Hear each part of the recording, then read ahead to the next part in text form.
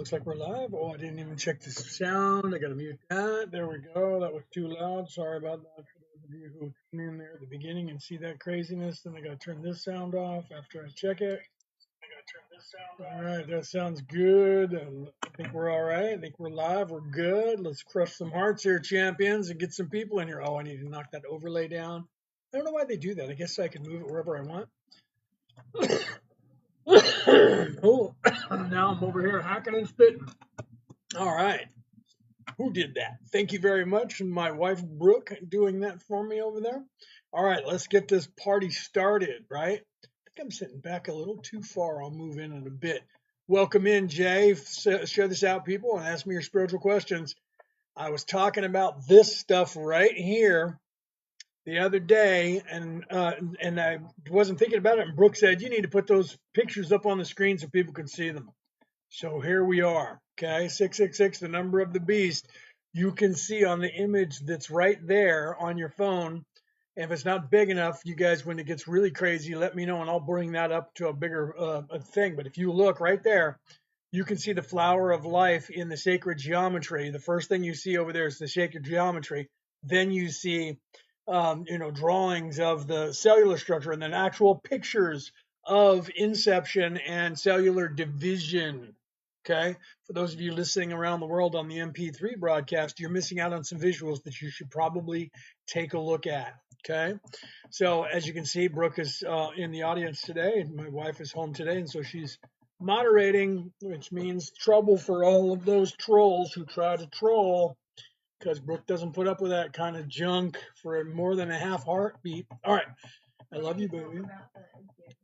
So yeah, I know I should have had that up. We couldn't get that up. I was working on that because I was talking about last time I was live. I was talking about the Ethiopian Bible. Make sure you smash these hearts, champions, and make sure you share this out, because this conversation we're going to have today is going to be crazy, and people are going to be, especially with this right here. Look at those things, okay?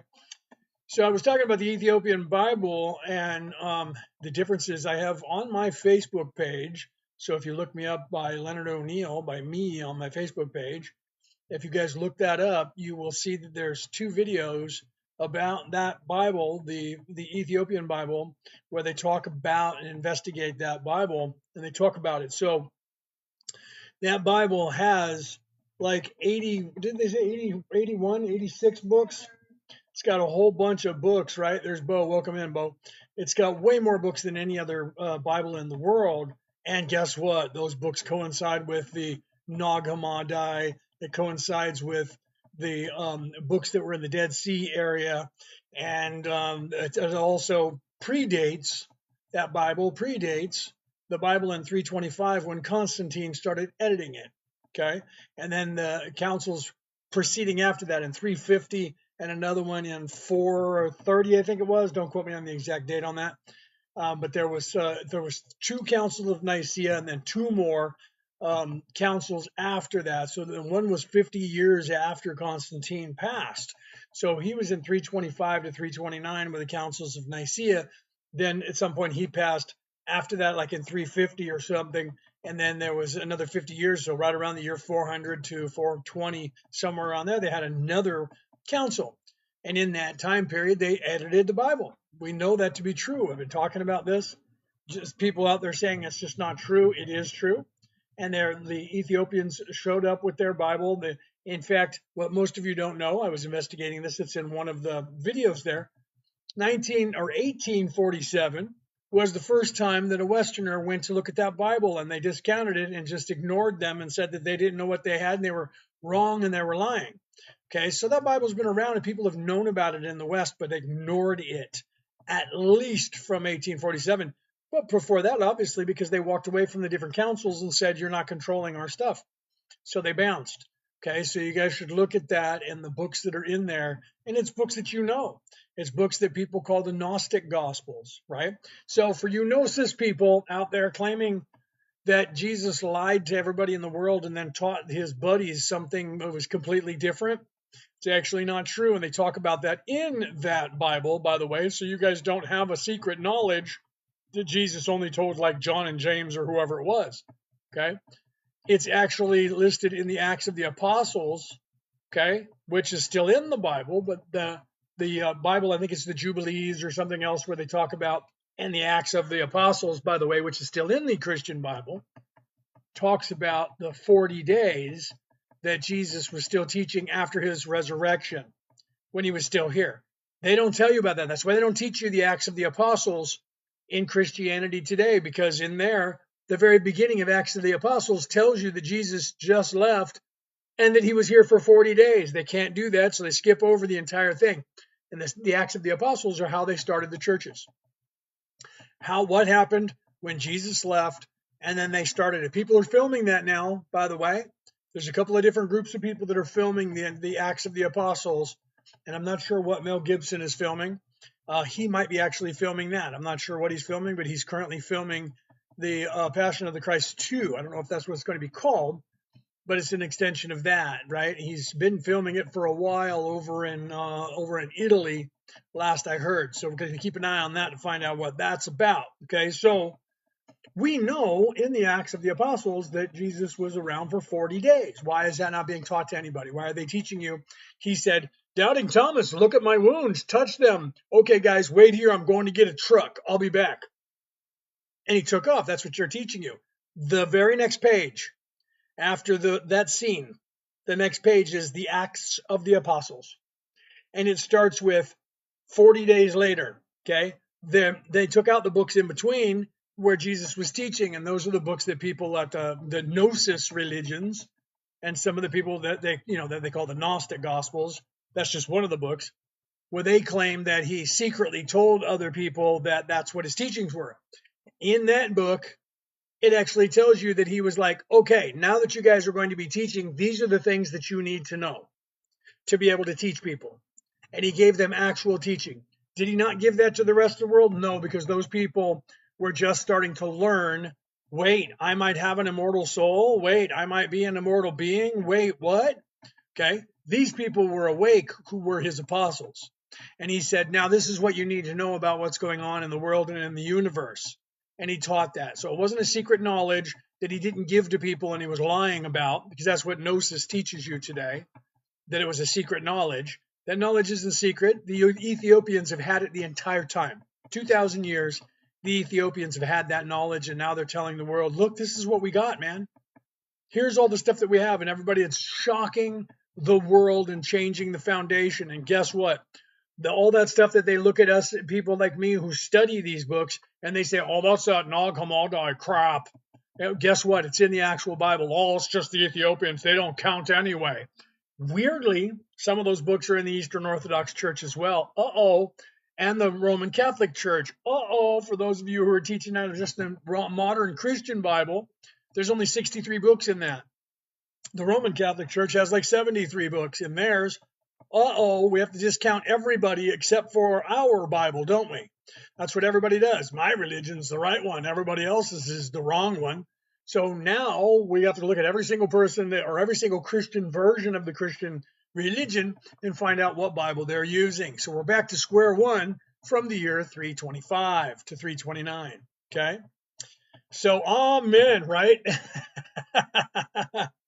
So now we have to look at that, right? So literally the Bible that the Ethiopians have was written in a language that I don't even remember the name of it, but nobody speaks it anymore, but they can read it. And they've been translating it for a few years, because I became aware of the Ethiopian Bible probably in 2016, 2017. Right? Yeah, the Romans don't have any Bibles, not today, right? They have the Christian, the Roman Catholic version of the Bible. They were the ones that were making them. So I'm not quite sure what you mean by that. When you were saying the Roman Catholic doesn't have a Bible, it might be that's not Roman. Yeah, I agree with you, brother. Okay, but they do, because they're the ones who are actually copying the Bible, and people didn't know this back in 2004, 2003, 2004, when I was part of the Roman Catholic Church, just prior to being knighted by them. I was working teaching people with some nuns, and one of the nuns said to me that all Bibles in the world were printed by the Roman Catholics. And I said, well, that just can't be true. And she said, go to a Christian bookstore, any one, and open up the Bibles and look at the name of the publisher of all the Bibles. And here's some names. She wrote them down. She said, look these up online. You'll find out they're owned by the Roman Catholic Church. So 20 years ago, when I looked that stuff up, it was true. Every Bible on the face of the earth that was being printed by the Roman Catholic Church. Every Christian Bible. That means every church who was saying the Christian Bible is not true and our version is better, they were buying their books from the people who were printing them, and the people who were printing them were the Roman Catholic Church. She actually showed me that, and I looked that up. Now I'm finding out that there's other printers, obviously other people that are publishing them, right? First thing I did when I got over here to Australia was talk to Brooke about it. She goes, no, look, man, she looked it up. These are printed here. And I'm like, but is that owned by a church or somebody like that? And so we were looking it up, and she was like, no, this is independent. I'm like, okay, good, right? So around the world, there's other Bibles being printed by other people. But in 2004, there was not a Bible on the earth that wasn't printed by the Roman Catholic Church. Just so you guys know, okay? Because I looked that up at the time because a nun told me that, and I'm like, that can't be right. You go into any Christian bookstore in the United States and pick them up, right? And then, then I said, well, that can't be like that way all around the world. And she was like, look at them all over the world. They're all by these 4 publishers, and those are all owned by the Roman Catholic Church. I guess since then, people were like, wait a minute, and they started printing them from other places, okay? So you have to realize that they've been editing things, and there was no other versions except for the ones that people would not allow them to edit. So the Eastern Orthodox Church had more books than or still do have more books than the Roman Catholic Church, right? And then the rest of them, like Lutheranism, only has like 63, and most of the other versions of Christianity only have 63. Okay, that's total. That's including the Old Testament. So now we have these guys that have like 80 something, or I don't know exactly the number. I was watching the video, so you guys would have to see that, right? You guys have to take a look at that. It's out there. I haven't gotten a copy of it yet, but I'm going to get a copy of it because it has all those other books in it, and I'm going to study that more because this is what I do, right? I'm a theologian. So I'm going to get a copy of that, and then I'm going to go through and see what books they have in there, and then see what books are not there comparatively to the Nag Hammadi or the Gnostic Gospels or whatever. Find out what's missing, if anything at all. But it looks like almost all of them are in there, if not all of them. But that was at first glance. I'm going to have to get a hold of a copy of it and take a look at it before they start grabbing it and mandating to edit that as well, right? So that's changing the course of the world. And right here, you guys can see on the screen, I was talking about this. I talk about this all the time. I've been talking about it for years. And I made videos with these right here, reels with both of these images. There's a reel with just that one, and there's a reel that has that one in it. This one right here is actually in my podcast, in the MP4 version of my podcast during the credits, where it's there, right? Did somebody say, where's my evidence? The evidence is in a... Where is the evidence? The evidence is in a Bible. Listen to my words, please. There is a Bible called the Ethiopian Bible that came from the country of Ethiopia, and they've had that Bible since the 1st century. They walked away from the Council of Nicaea in the year 325, so that would have been the 2nd century, right? Walked away from the council and said, you're not editing our book. Did not let anybody see it until the 1800s, and then they've been copying it over and over, and now they've brought it back out to the world, and people have been investigating it for 10 years now openly to see about that, okay?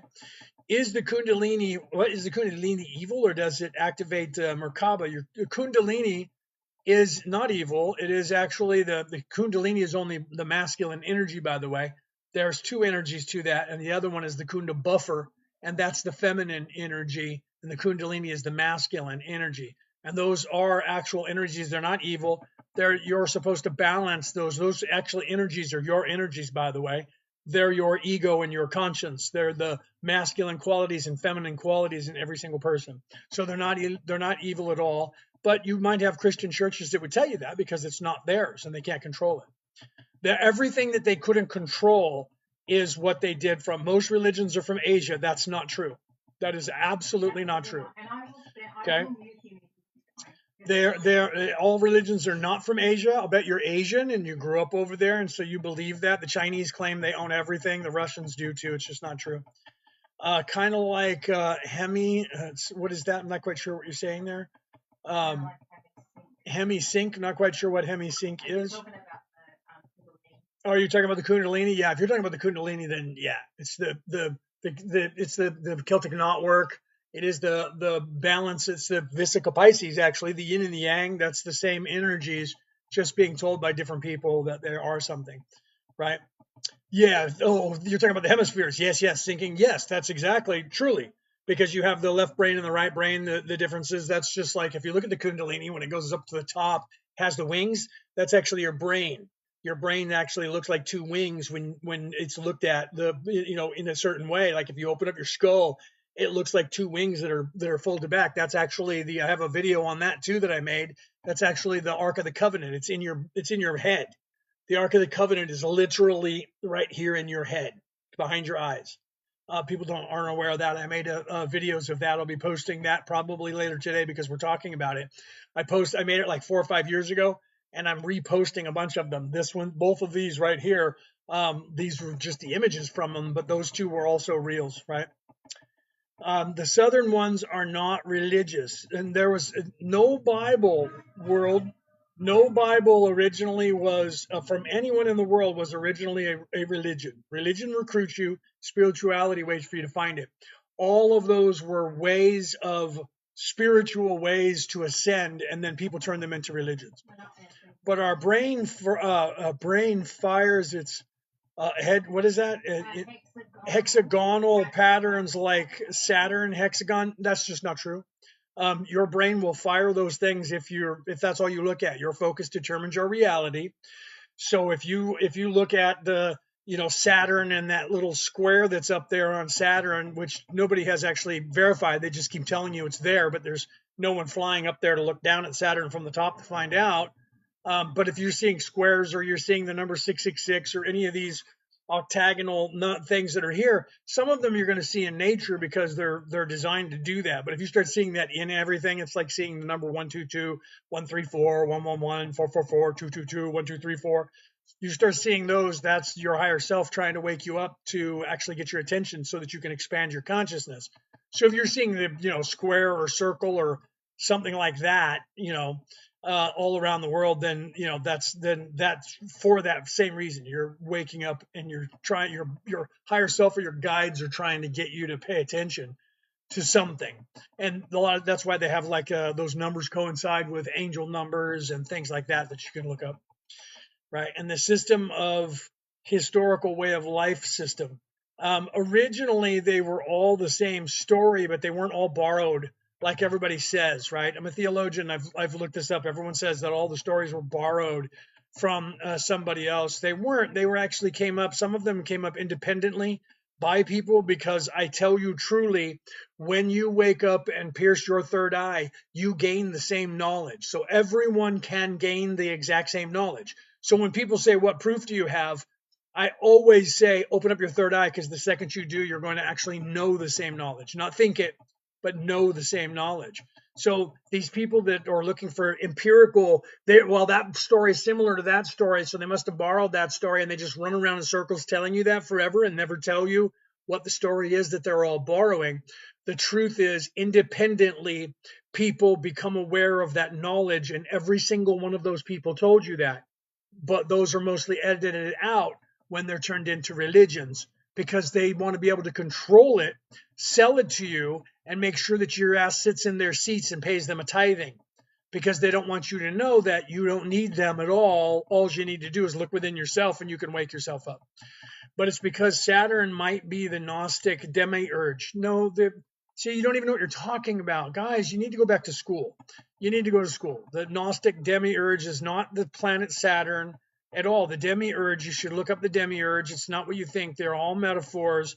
Just like if you're going to, say that it's the ether, or if you're going to say that the demiurge is the archons. Those are just words that were told from a different country at a different time to explain the exact same thing.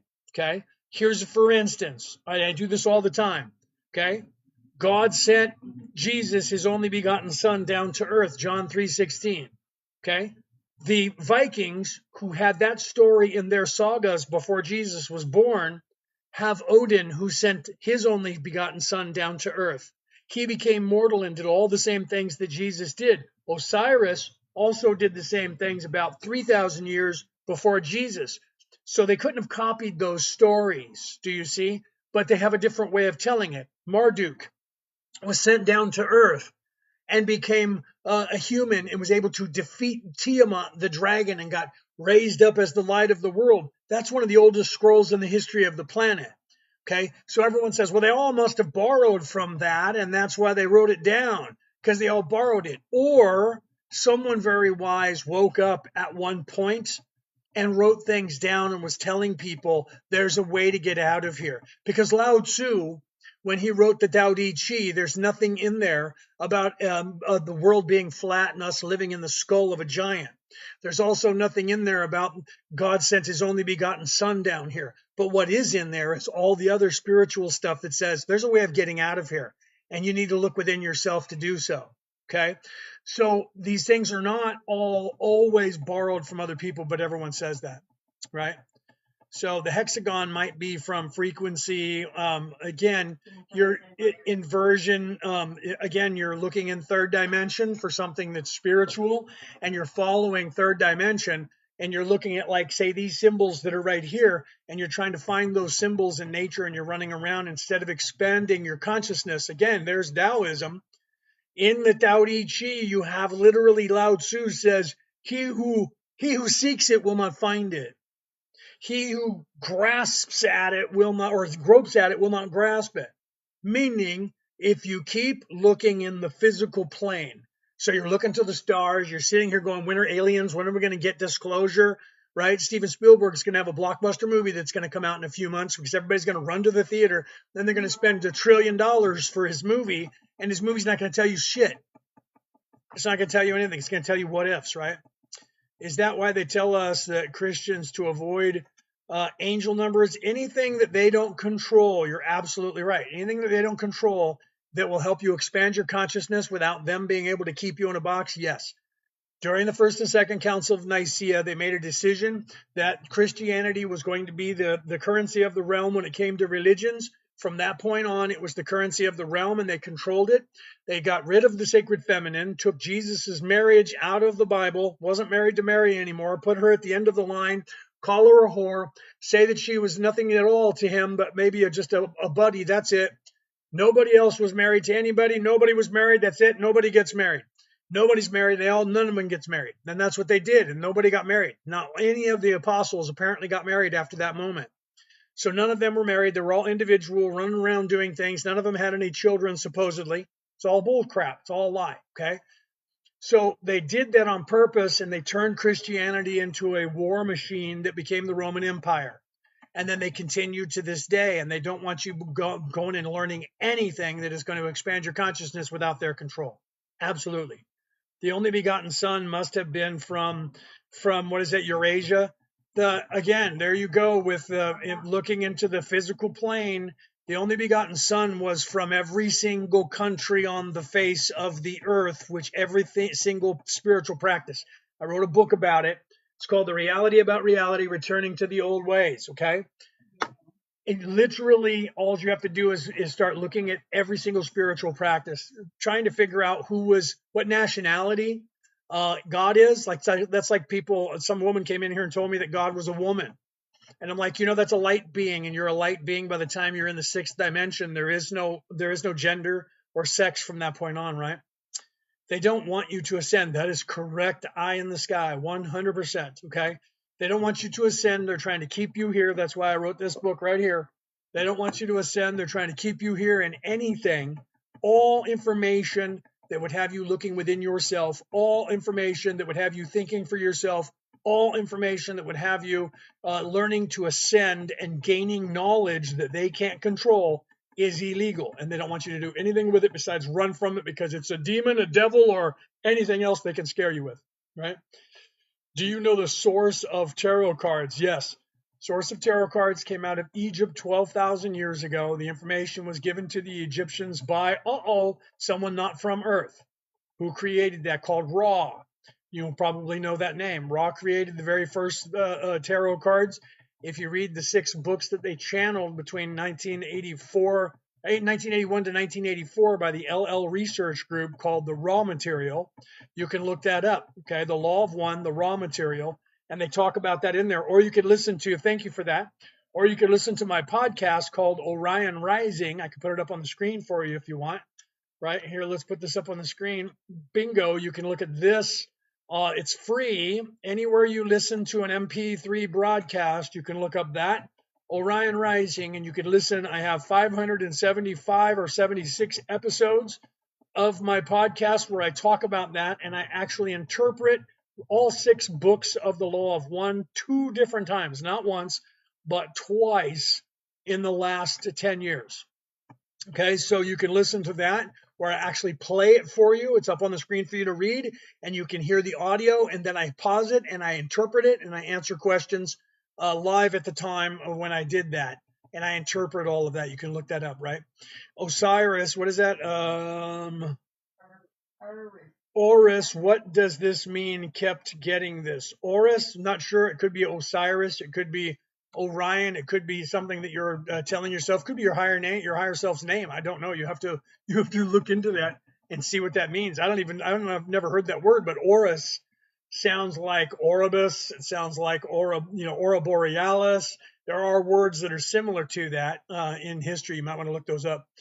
This year will expose aliens. Aliens, you're probably an alien. You just don't know it. Aliens have already been exposed. There's already been disclosure. You're not getting it from the official canon. You're not going to get it. Even the Pope said there was aliens. You're not going to get it officially. They're not going to come out from the White House and tell you they're aliens. They need to control you. They'll let you think there are aliens if you start becoming spiritual. They don't want you knowing how to get out of here. So they don't care. As long as you're looking in 3D, they're eventually going to work all of that and give it to you little by little. They're already starting to leak stuff, and the stuff they're leaking is bullshit, crap, and it has nothing to do with actual aliens whatsoever. I created Ancient Aliens Worldwide. It's a Facebook group that has almost 300,000 members in it back in 2012.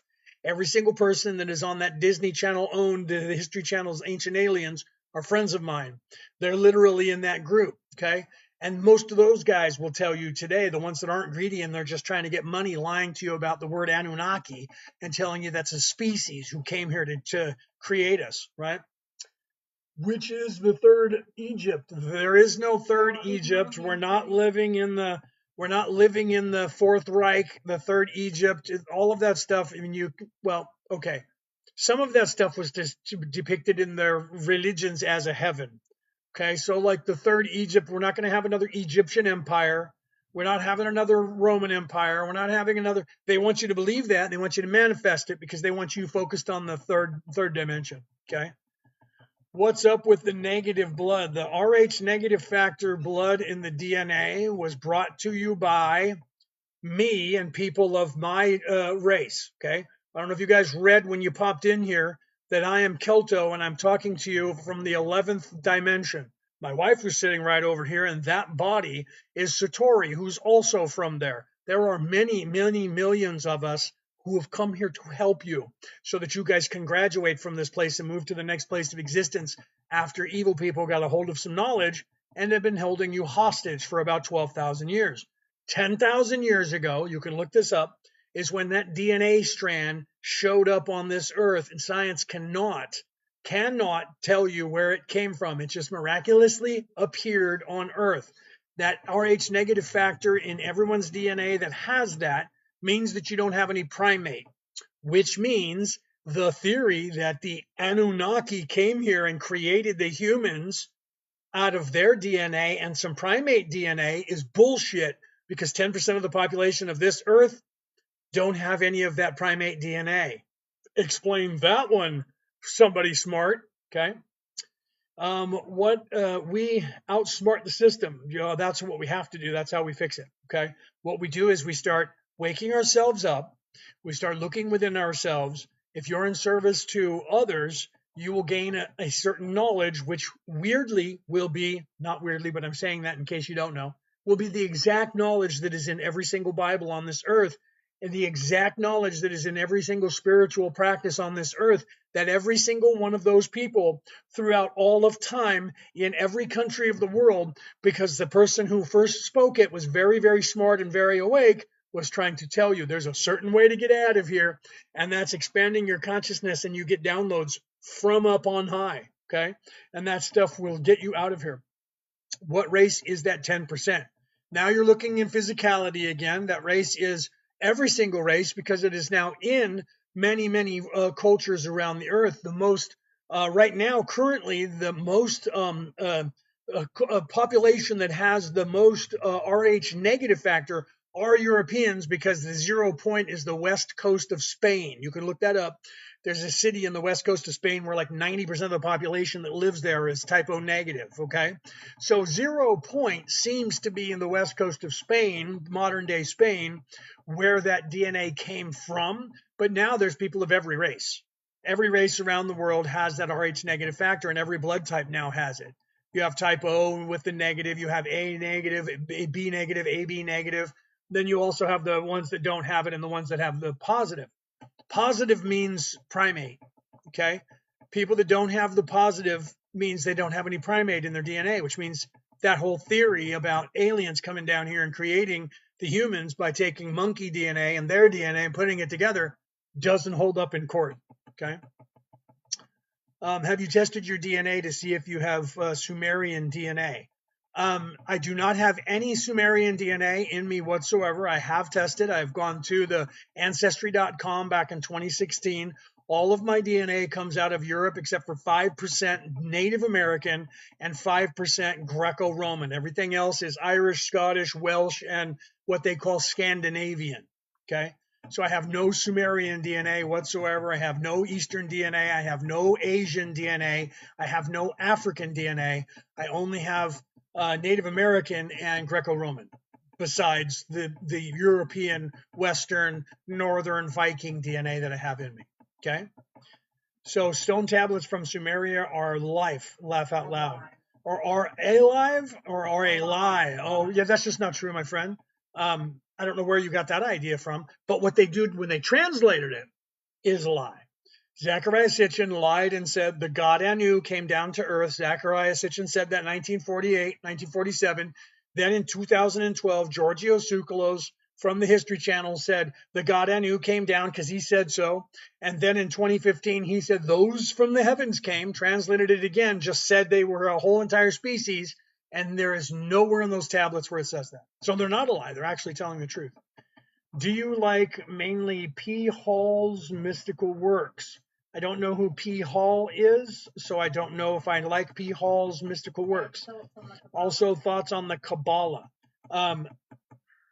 Everything on this earth that is a spiritual practice should be looked at by all of you.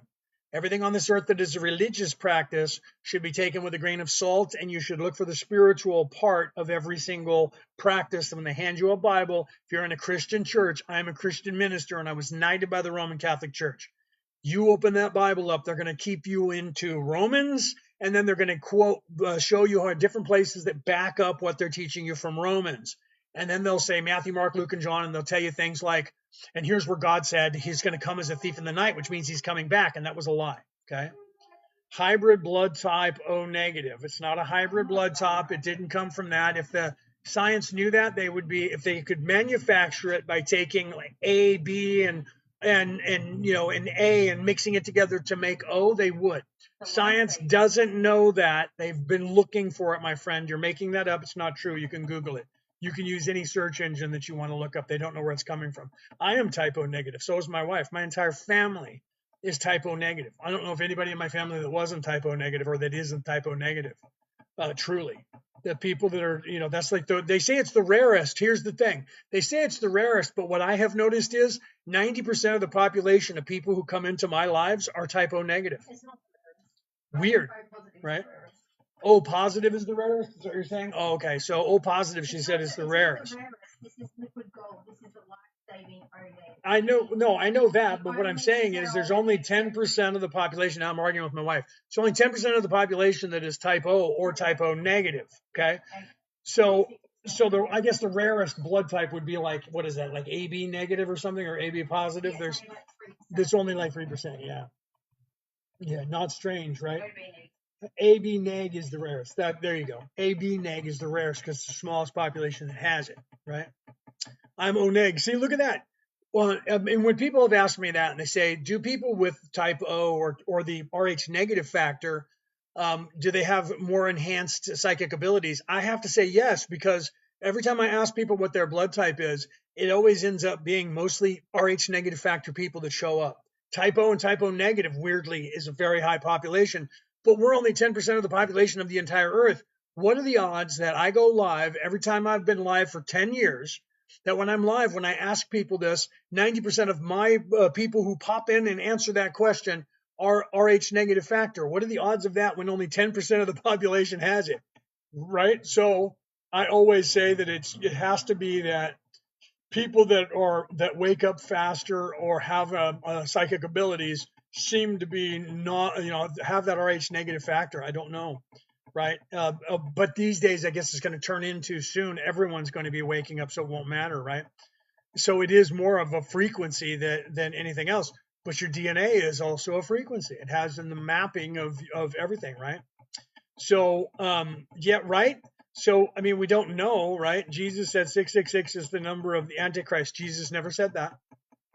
Show me the place in the Bible. Please read the passage to me from what they have left of Jesus talking, Matthew, Mark, Luke, and John, when he said 666 is the mark of the devil or the beast. He never said that. The passage that you're thinking about wasn't said by Jesus, and that was the let him who hath understanding reckon the number of the beast.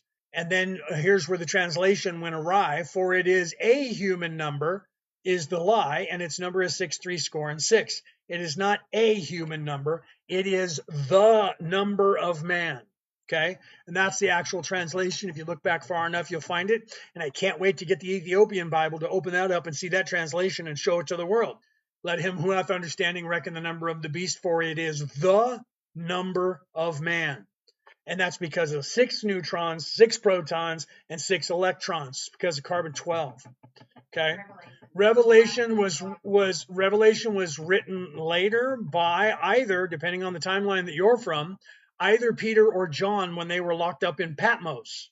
Okay, that was not Jesus saying that. That was his accounting of what he remembered Jesus saying. He also had a bunch of other things in there that Jesus didn't say. There's a lot of people that can quote Jesus and say Jesus said this. That's why they said that they were taking the book of James out, because the book of James was Jesus said, Jesus said, Jesus said. It was all Proverbs by Jesus, and they didn't want that because it didn't paint the narrative of Jesus as a life and telling the narrative of here's where he was born and this is how he lived. So you should really take a look at that, because that's not what it meant. And when it was in there, which is where I'm reading that from, it was translated wrong. And you could look that up in older versions of it. In the new international version, NIV version, it will say the number, not the number of man, but a human number. Okay? And that's wrong. The Bible is the word of God. No, the Bible is the word of those people who edited it, my friend. That's the problem with what's going on here. The reason you're stuck, part of that reason is humans, not God, humans edited the Bible. You should look into that. If you don't think that happened, you need to take a look. There's 2 videos that I posted on my Facebook channel. Go to Leonard O'Neill on Facebook. There are 2 videos on there that'll take you to YouTube where people are talking about that and literally showing you that we know for a 100% fact, empirical evidence, that at least 10 times since the Jesus passing, 10 times at least there were councils where they edited the Bible, edited it, changed words. You can look at the King James Version compared to your New International Version. Put them side by side, and you'll see differences. Not just because they translated it differently, because words were changed, and people show you that all over the internet these days. Can you explain how they changed from Yahweh to Jesus? Yes, you can look that up yourself right now while we're talking. Google Yahweh etymology or Jesus etymology, and it will show you that the original wording, because back then they were speaking Aramaic, his name was Yahshua. Okay. And then when they translated it to Latin, Greek, Latin, and then eventually to English, we got the word Jesus from a Greek word that was a translation of, I think, a Latin word, which was a translation from I think it came from Coptic. The words changed slightly, and the Greek word sounded like Jesus to us, and it was because they didn't have G's. I didn't have J's, I mean, in the Latin. So when it got translated to Latin, even when they put it up on the cross, it was wrong, right? So when they were translating it over into English, it ended up that the Greek word was like Yoshis or Yoshwis, that was the closest word that they had, and that word is spelled Jesus. And then we said it wrong. The same way that we say the word lion, Lion, which is a French word, a French spelling of a word that is the Greek word. The Greek word for lion is Leo, Leo. I know this because my name is Leonard. Okay. The Greek word for Leo, like Leonidas. Leonidas means lion heart. Leonardo is the Italian and the French version, the Latin version of Leonidas. Leonard is a German, Middle German version of the same word. It means lion heart. Okay. The word Leo was the ancient word that everybody called the lion. Okay. So the French, when they translated that word, they pronounced that word Lion. Lion. Lion, the lion, Lion. And that word is spelled Lion. So then English gets a hold of it back during Middle English when we were a little bit more German in the way we spoke. And then all of a sudden we said Lion and we started saying lion instead of Lion. Okay. And then you can look that etymology up. It's the same thing with Yahshua and Jesus. It's just a translation from 2,000 years ago across 3 different languages to English. And that's how we got it. I always questioned how, and I know this because I speak 28 languages, just so you guys know. I always questioned how they edited without changing. I said to her that it was edited way before she was born. Yeah, it was. Yeah, it was edited. Yeah, they edited it starting in the year 325. Okay, so we're in the year 2026. So in the year 325 was the first Council of Nicaea, and they started pulling books out of it then. Okay. So yeah, you weren't here. You probably just popped in and didn't know that when I was first talking about it, there's an Ethiopian Bible that the Ethiopians just came out with. Thank you for that. That the Ethiopians finally started letting us look at. Back in 2016, scholars were going to Ethiopia and studying their Bible and literally, can we copy this? And they were copying things down and translating it. The Ethiopians are already translating it into English prior to that. So people since 2016 have had, or I think it was 2014, had permission to go there and look at their scrolls. They were doing it way back before that. In the 1874 was the first time that Westerners were allowed to go to Ethiopia, and they were just like, those people, they're lying. They're nothing. We're keeping our Bible, because they changed the Bible in the year 325, 329, then 50 years later. Then no, it was 350, and then another 25 years after that. So there was those 4 councils just literally in the first, between 325 and 375, 4 different times they edited the Bible and took out books. Okay. So the Ethiopians held on to theirs and walked away from the first council, said no. The Eastern Orthodox Church walked away from the first council as well, but they did allow them to take some of the books out of it, and they kept most of their books. Even the Roman Catholics that have their Bible today has 10 more books than every other Christian religion. So the other Christian religions after the Roman Catholics took more books out of the Bible, okay, at other councils that the Roman Catholics said no to, okay? And they're the ones who started it when Constantine back in 325. One of the things that took out was what people in white clothes not to listen to them. Yeah, I don't know if you're hearing that. I don't know if you guys can hear her, but yeah, one of the things that's in there, if you watch those videos that I posted on my Facebook page, there's 2 of them that come from YouTube. That's just 2. There's like hundreds of them. We just posted 2 that we were watching. One is Grok. When Elon Musk's AI, they said ask the new Grok, whatever he was, Grok 6, Grok 9, Grok 400, and whatever he was, whatever version is the new one, about Jesus. Grok came up with, because the information was on the internet. This is the information about Jesus. One of the things Jesus said was, in the future, and this has been edited out of the Bible, in the future, be aware of people who wear, expensive white linens who call themselves preachers. Literally, he said to his disciples, and this is what he said before he left, when he was here for the 40 days they don't tell you about. Okay.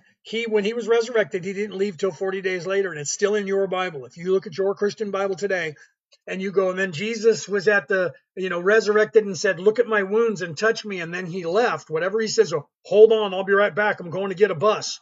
Right. That's just not true.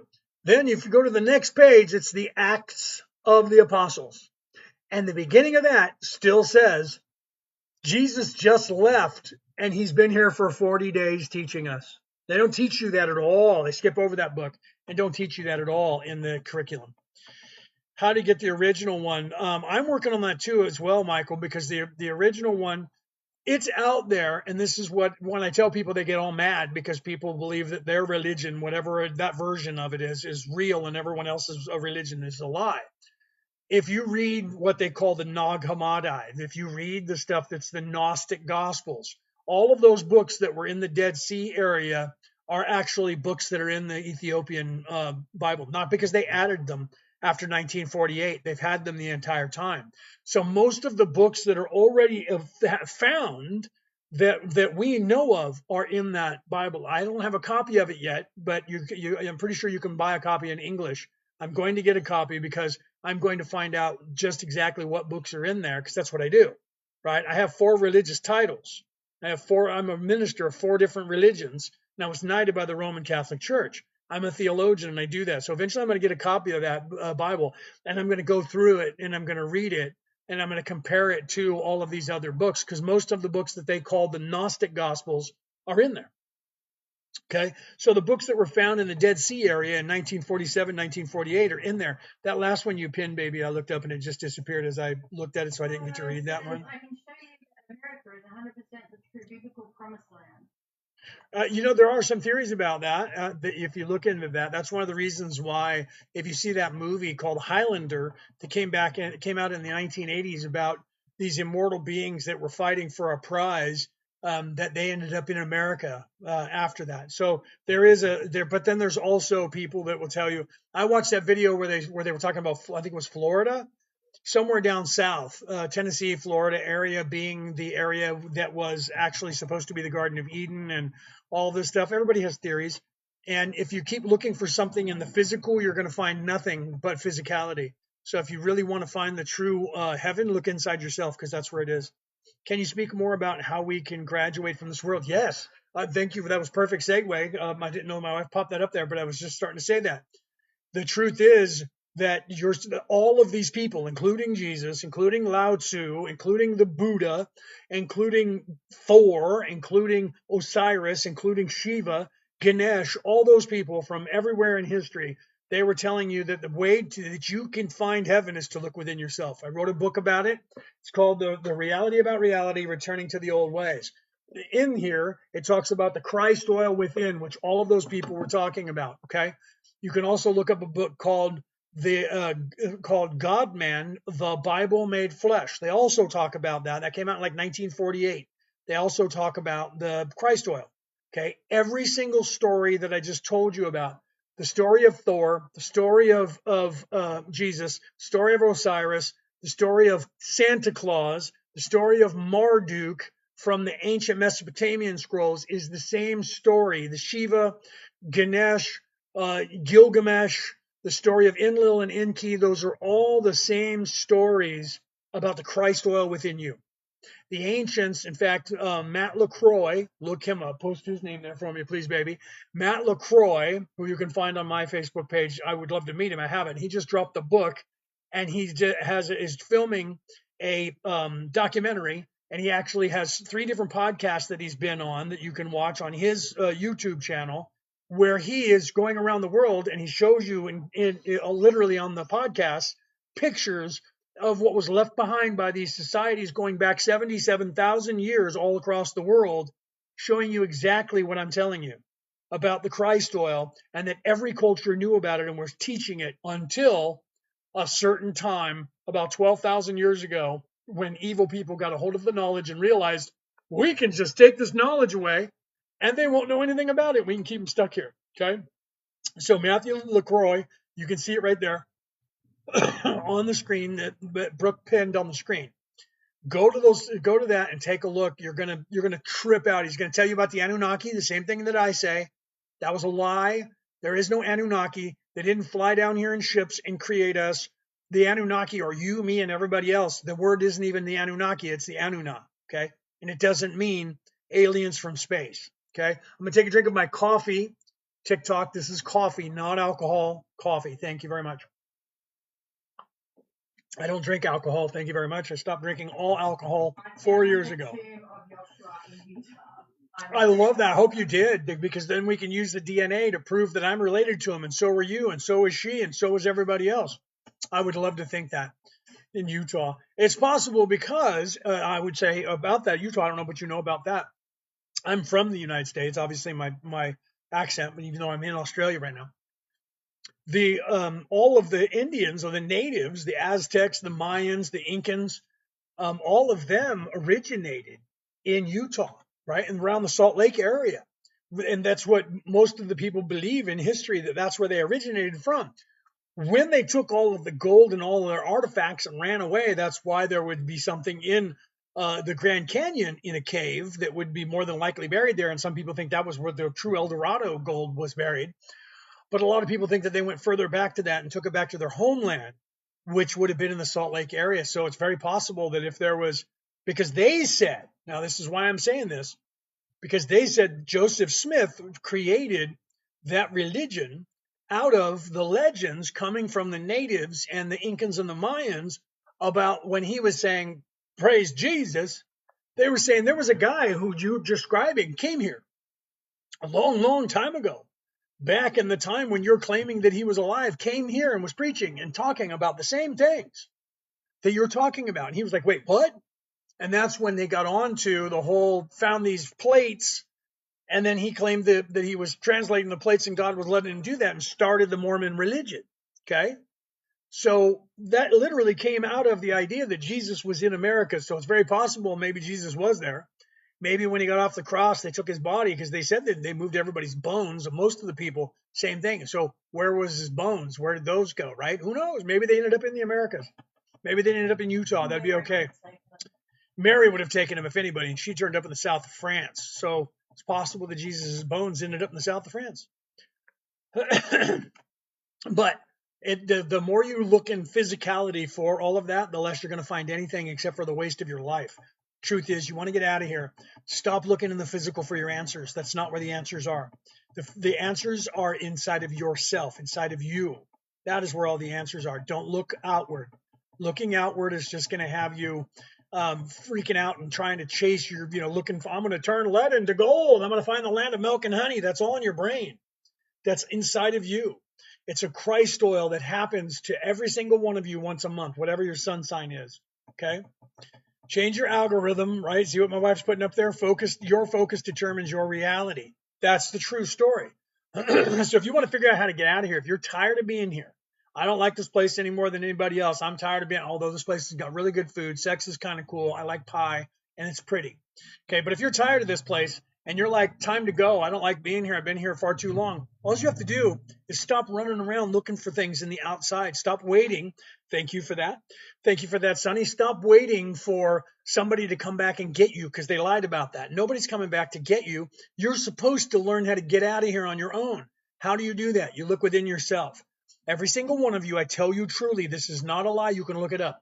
There is an oil that is secreted, two oils that are secreted from inside of your brain once a month, depending on what sun sign you are, what your astrological sun sign is. The moon itself moves into and out of every single astrological sign once a month, and it's in that sign for 3 days, 2.5 days. It's actually 60 hours. Okay. In that time period, just prior to that, there are two oils that are secreted from your brain. One is a honey-like substance. One is a milk-like substance. One is charged with electricity. The other one's charged with magnetism.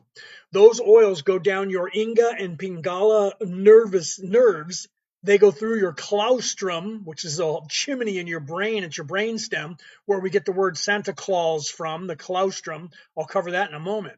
So it goes down your claustrum, goes down your spinal column, all the way down to the bottom vertebrae. There's 5 vertebrae that are fused together just above where your tailbone is connected. That is used to be called in the ancient times Bethlehem, the breadbasket. Those 2 oils, one masculine and one feminine oil, go down your spinal column. They get together and become one single oil, and then they go back up your spinal column. 33 runs of your spinal column, 33 vertebrae. The life of Jesus, 33 years. The life of Thor, 33 years. Osiris, 33 years when he did it. Shiva, 33. Marduk, 33. Going across to Bifrost, the Rainbow Bridge. Thor going back across Bifrost, the Rainbow Bridge, your chakras, going up your spine as the moon is moving close to your sun sign. Then it goes up your claustrum. That's Santa Claus going down and up your claustrum in your chimney, the Kundalini fire. Okay, and what is synonymous with Santa Claus? But what? Candy canes you put on the tree. What is that? That's a spiral. It's the same spiral they use for people cutting your hair. It's the Kundalini fire. It's the crook. They even made videos about that, that in all the religions show you that hook that they have. Okay. What religion is this? This is not a religion. This is in every spiritual practice on the face of the earth, not one religion. They're all the same story. Okay. Every single religion, I am a theologian, every single thing you call a religion originally was a spiritual way. The spiritual way that all of them knew about was edited out. People don't want you to know about this, but it's still in those Bibles. It's still in every single thing. I wrote about it in this book right here, The Reality About Reality, Returning to the Old Ways. It's also written in another book that is taught in theological colleges all over the world, and that's called God Man, the Bible Made Flesh. It's also talked about on videos on YouTube, tons of them, okay?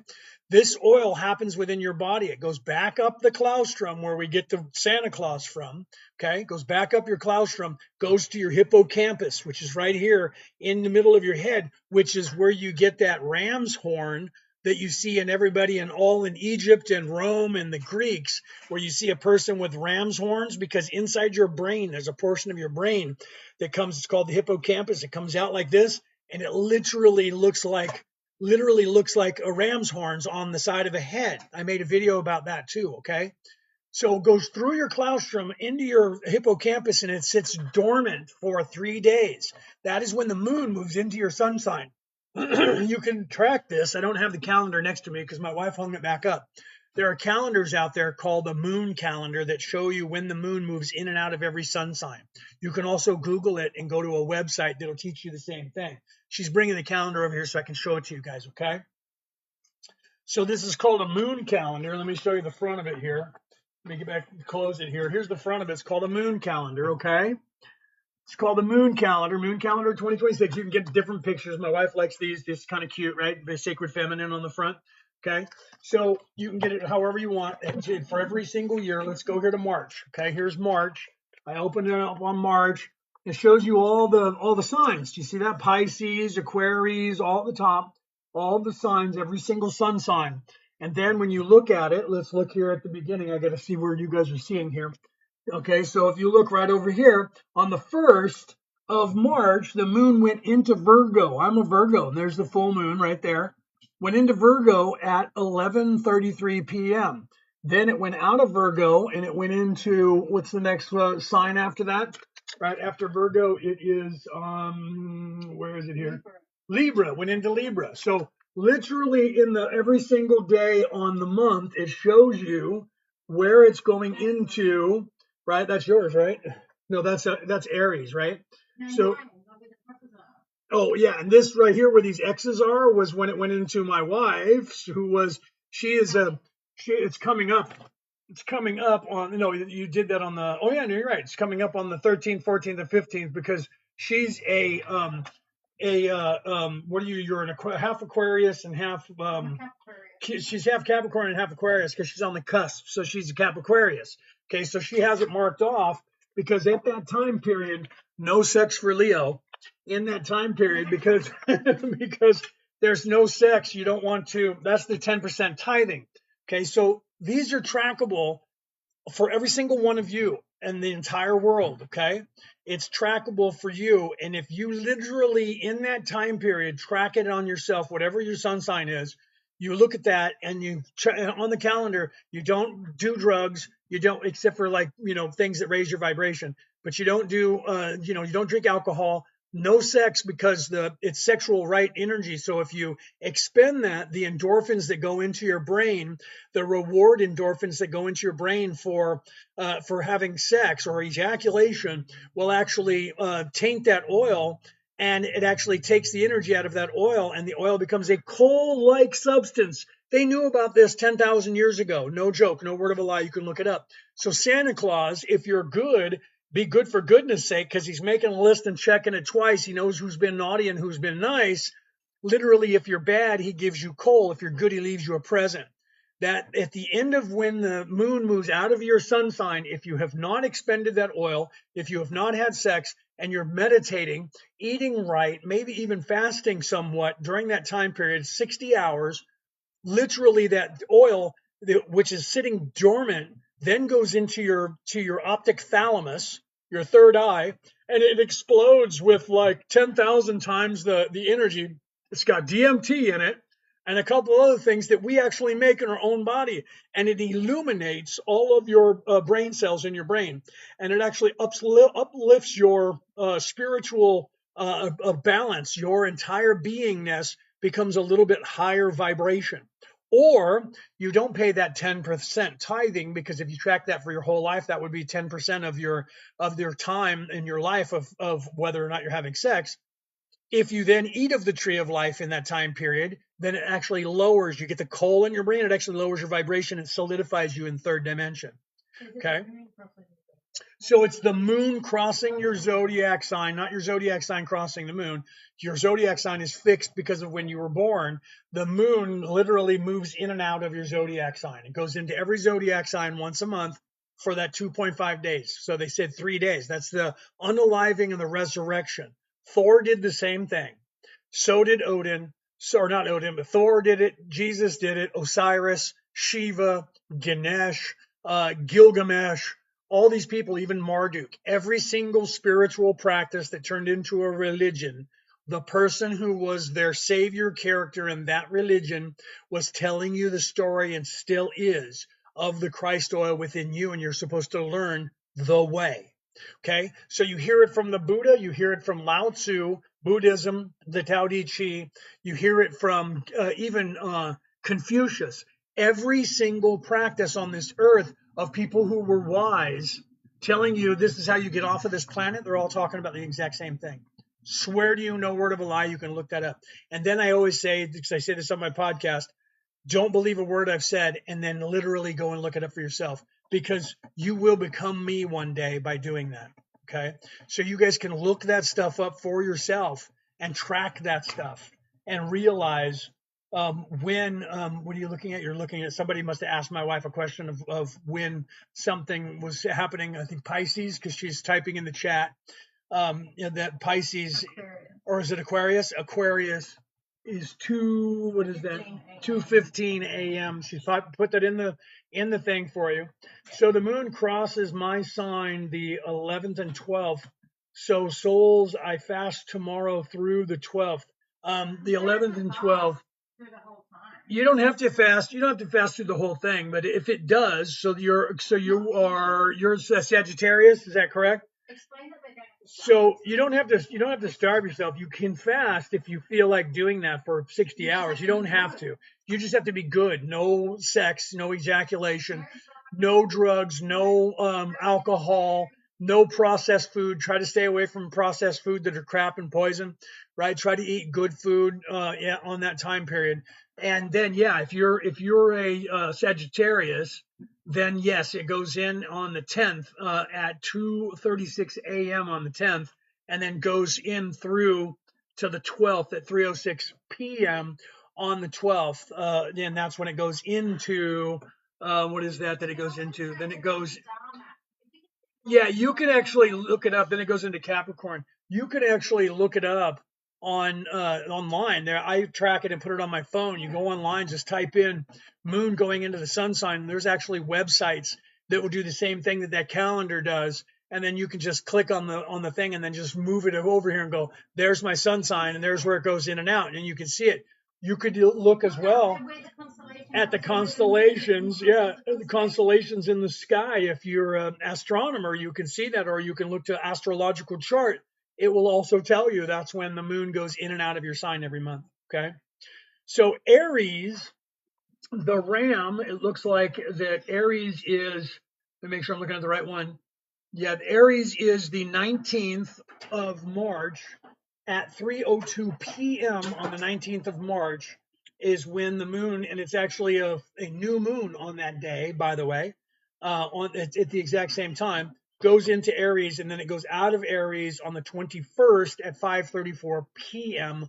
on the 21st. And if you count that, it's almost 60 hours. It's almost 3 days. 2.5 days, right? Because it's AM and then PM, right? So if you look at that, you can find out the exact math on that. Okay. And then let's see, Libra. So yeah, I do this every time. I end up telling you guys all when it's happening. So Libra was the 5th of the month. So Libra, you're already past. You have to wait until April. And Libra in April is the 1st of April is Libra. Leo, you're right behind me, so you missed yours as well, because I'm a Virgo and I'm on the cusp. So let me see if it shows at the end of this month.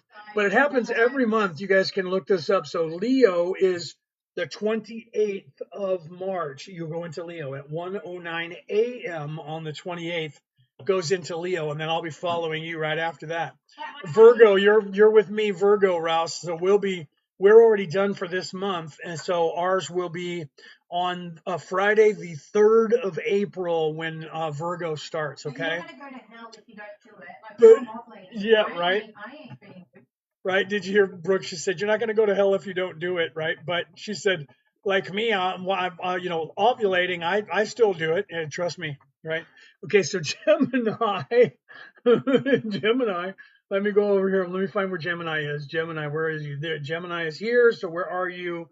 Gemini, you're the 17th, okay, of March at 10:15 a.m. Pisces, I think we already covered Pisces, but we'll still look at Pisces. There's Aquarius. Where's Pisces? Are they after that? Yeah, Pisces is the 17th. So you're on St. Patty's Day. So if you're Irish, you're doomed. You can't drink on St. Patrick's Day. So you look up the moon in your sun sign. You can either buy the calendar, moon calendar, okay, a moon calendar, or you can, which has normal days, but it has your sun signs on there, astrology calendar, or you can just look it up on Google or whatever, moon into your sun sign, and there's websites that you can actually track the stuff every month. And what I did was I literally, I think I Sky the 17th is that is what did I say? That's Pisces. So if you're Pisces, you're on the 17th of March. So literally, and then Taurus. I think we just talked about Taurus, didn't we? Didn't I just do Taurus? Taurus is the 21st of March. So literally, if you track this every single month, I put it on my phone. So I get an alarm that says no sex for 3 days for oil, right? I put that in there on my phone. So literally, like 2 days prior to, I get an alarm that says no sex for 3 days coming up. And I look at my calendar on my phone and I know that there's no ejaculation in that time period, right? And I pay that tithing, no money, right? Yeah, I would say if you're raising your vibration, because I don't know that matters as much. So if you're doing things that raise your vibration, Pat, then but I would sustain from it. Just that's what we do. We just don't do anything on those days, right? Caffeine maybe, and that's about it. So I would say truly, if you want to pay the real 10% tithing, no drugs, no alcohol, no processed foods, no sex. You just do that for 60 hours, man. That's a small price to pay for your illumination, right? I would say just don't do anything like that for that time period. Yeah, right.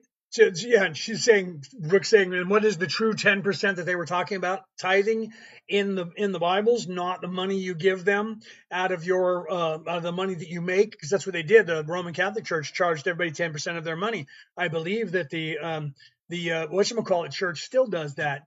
What is it? The what's his name? Smith's church. They still charge you 10% of your money. The 10% tithing was you not having, yeah, probably all of them, my wife says, you know, it's not supposed to pay the church money. The 10% tithing was you not debauching yourself. Because if you look at that, 3 days out of every single month, right, for your entire life will be about 10% of your time, of your life.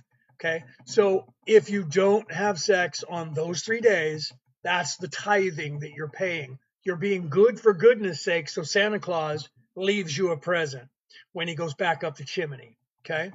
So that's why you have to look at that stuff and you have to realize that. Okay. That is the true, that is the true path to whatever you call that, heaven, Elysium, paradise, whatever you call that. Okay. That is what every single person on this earth was telling you. As I've been studying my entire life, every religion, they get you, if you're a theologian, they get you chasing your tail. First thing they do is incorporate you into the religion that you're learning from. If you're like my brother is in a Christian theological college, they're making him a good little Christian pastor.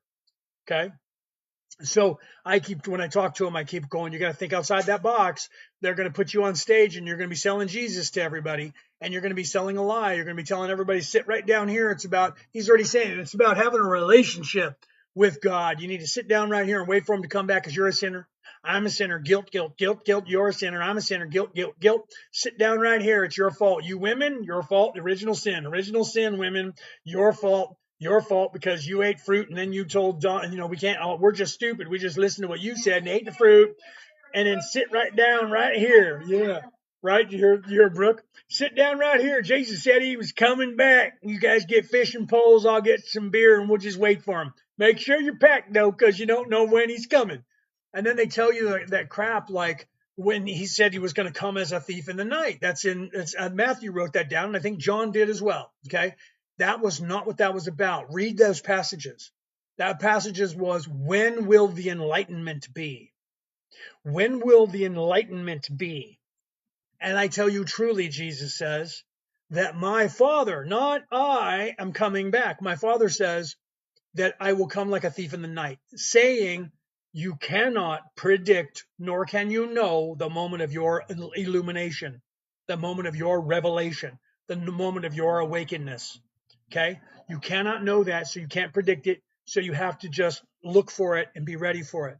And that's what he was talking about. Not wait here, I'm going to go get a truck. Hold on to the dog leash for me. I'll be back. Keep my beer cold. Okay? Coming back. Don't know when. Don't know how long. It's not what he said. Okay? They tell you that, and then they don't teach you. Thank you. They tell you that, and then they don't teach you the Acts of the Apostle. Next book. It's in your Bible currently. And that is about all of the apostles moving out, starting the church and moving out to teach people. Okay? And what do they say in the beginning of the Acts of the Apostle? They say that Jesus just left, and it was 40 days after Jesus' resurrection, not 5 minutes. Okay? Jesus never said, wait here, I'm going to get help. He spent 40 days explaining to the process, now that you guys know, I'm leaving. Here's the things that you need to know because you're awake enough to understand these things. And he was teaching them the ascension. And that's the stuff that people got a hold of. And now they're saying to you, Jesus lied to the whole world, but he secretly told, and the gnosis people tell you they secretly told like James and John. Okay. But in those books, like the book of Jubilee and a couple of the others, he didn't secretly tell them. He set them down and said, all that stuff that we were telling people is to wake them up. When they become awake or waker, more awake than they are now, here's this stuff that is advanced teaching for them that they need to know. That was what the church was about. Here's the way to get to heaven. How do I go about that? Good thing you asked. And then you teach them that. Thank you very much for that. And then as they wake up, they're going to have questions, just like you guys are having now. Well, who do I listen to? What's it all about? How do I go about that? Someone has to know that. So he told the apostles, here's the information that you need to know to be able to give them when they start asking questions. Right now, they're going to ask the same questions. What's this about? What is this that I'm supposed to do and why? Then they're going to ask you, well, how do I do that? Then they're going to say, now I'm getting a little weird because I have this going on. I'm looking around at the world and it seems like all of our leaders and our religious leaders are lying to us about something, and they're just blatantly lying to us and they weren't doing it before. The legacy news media on television worldwide, they're just lying to us and they weren't hiding it. They used to hide it. And then I can know the knowledge and say to you, they were never hiding it. They were lying to you your entire existence. You just now aware of it because you're waking up, okay? And this guy says, I'm still trying to figure out how guys named Matthew, Mark, Luke, and John came from the Middle East. Those were names. Those were names that were given to them. But okay, let's do this. The word Jesus that you know, okay? The word Jesus that you know comes from the word Yahshua. Do you know what that word means? Do you know what that actual word means? Okay. You need to look this stuff up, like say Michael, right? That's the word Michael. We have an archangel named Michael. They said the words differently. Okay, Yahshua is Joshua. Okay, so Jesus, who you think is Jesus, was his name was actually Joshua.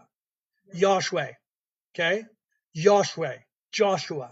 Okay, but it was translated into a word that sounds like Jesus in English, so we say Jesus. His name was actually Joshua. The names that you have, Mary, Michael, John, Luke, those names came from those people. Now here's another example. Okay, let me show you this. My name is Leonard, Leonard. Okay, that name means lion heart. Leo, Leo, Leonard, Leo, Leonard, Leonard. The word Nard doesn't mean my nards. It's a Middle German word that means heart. If I were Greek, my name would be Leonidas or Leonidas, because that means lion heart in that language. But if I told you that, like when Leonardo, okay, the Latin version of Leonard is Leonardo, like Leonardo da Vinci, Leonardo DiCaprio. His name is Lionheart, just like mine. Okay. So, but if you translate it into a different language, all of a sudden that word's different. Like the Latin word, like today, if you're in the United States, Jesus. Jesus is what they say for the name Jesus. Okay. And what do they say for some of these other names? Think about this. Here's another one. Okay. Here's a name that you probably wouldn't notice unless you spoke Irish. Seamus. The word Seamus, that's a name. Seamus is the Irish word for James. Okay. So Juan. Juan is the Latin Spanish word for John.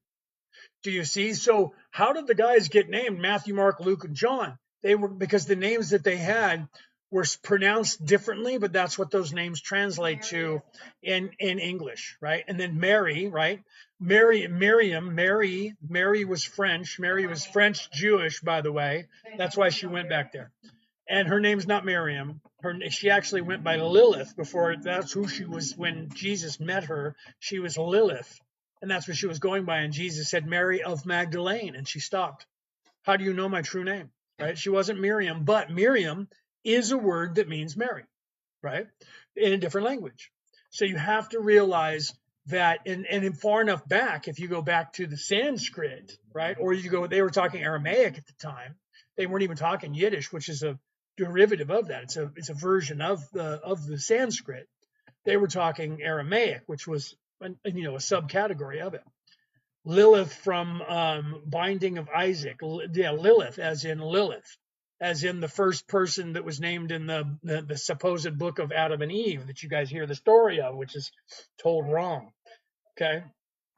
So yeah, so you guys know that name Lilith. She was going by Lilith. Okay. And then he said Mary of Magdalene, and she turned around. What the? Who calls me by my true name? Thank you. This is what I do, my friend. The person who is speaking to you, just so you guys know, if you guys read it when you popped in, if not, you missed it. Okay. Leonard O'Neill is the body that I am in. Okay, the soul, the spirit who is immortal, who is speaking to you is Kelto.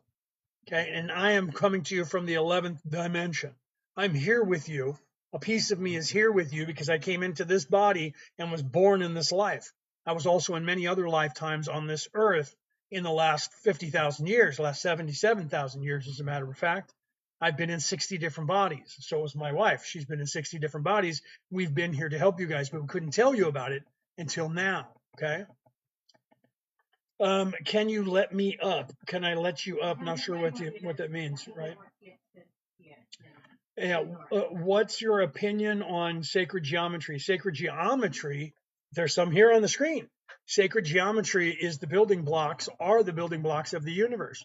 Sacred geometry, the way that they know it, is kind of concentric in a way that it simplifies it. But if you look at this right here, this is sacred geometry for the number 666 and literally the beast. Well, if you look at the right there is the flower of life, and that's just cellular division. You can see that. You can actually see it on your screen right here. The Merkaba is that star. The Star of David is a 2D rendering of that.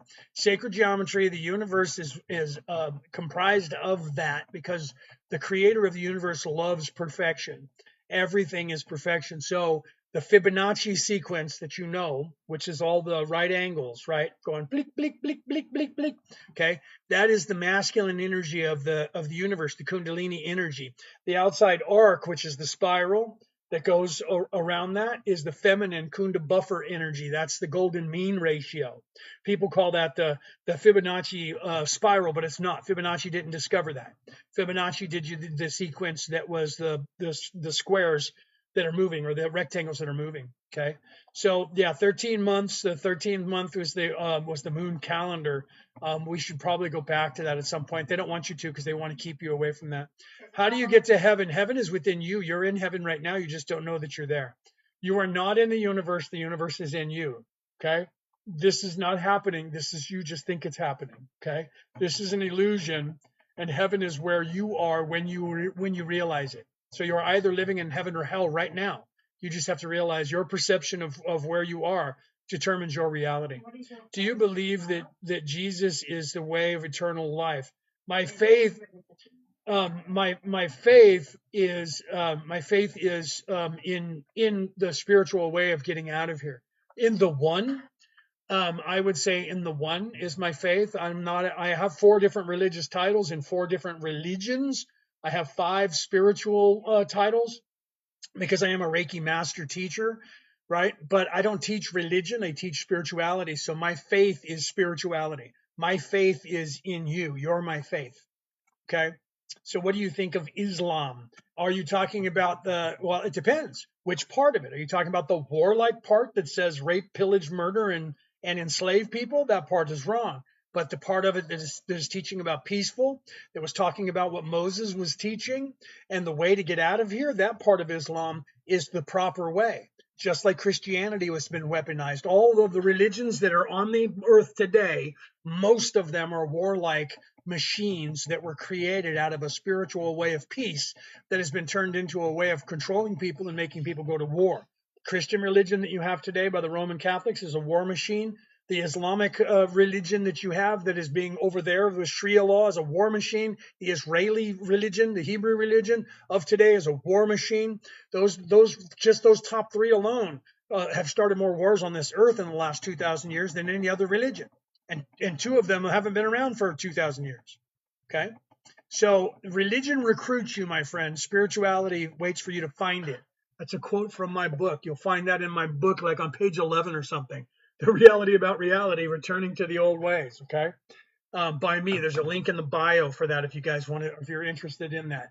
I'm a theologian, and I'm teaching spirituality, true spirituality, the way Jesus was teaching it, the way Muhammad was teaching it, the way Moses was teaching it, the way Thor was teaching it, the way Ganesh was teaching it, the way Osiris was actually teaching it, the way Ra was teaching it, the actual way to get out of here, the way Lao Tzu was teaching it in the Tao Te Ching, the Buddha, and Confucius.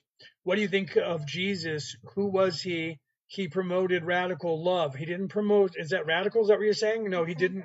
He didn't promote radical love. He promoted love for all people and all things. The man who came here as Jesus came here to teach you way. He called it the way. The way to get out of here. The way to get out of here is not through violence. It's not through aggression. It is through inner peace, loving everyone, treating everyone equal, and then looking within yourself, and that's how you get out of here. Okay, that's what I think of Jesus, because the actual person who was teaching you the way is the way it's supposed to be in your entire existence. Okay, you're supposed to be looking within yourself. But if you follow the religion that is being taught to you today, called Christianity, and I'm a Christian minister, and I was knighted by the Roman Catholic Church, so I'm not coming from a place of I hate these different places. The religions have been usurped by evil people, and they are not giving you what you're supposed to have. Is Jesus God, or was that message changed? That message was changed by Constantine in 325 to 329 AD. Okay, they literally changed that and decided the in nomine Patri, Filii, Spiritus Sancti, in the name of the Father and of the Son and the Holy Spirit. They created that Trinity and said to you, well, Jesus is the Word of God.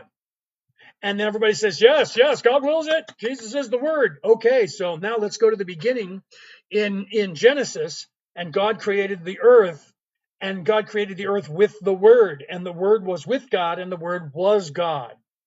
So if Jesus is the Word, and the Word was the one that created the earth, and the Word was God, and the Word is God, Jesus is God.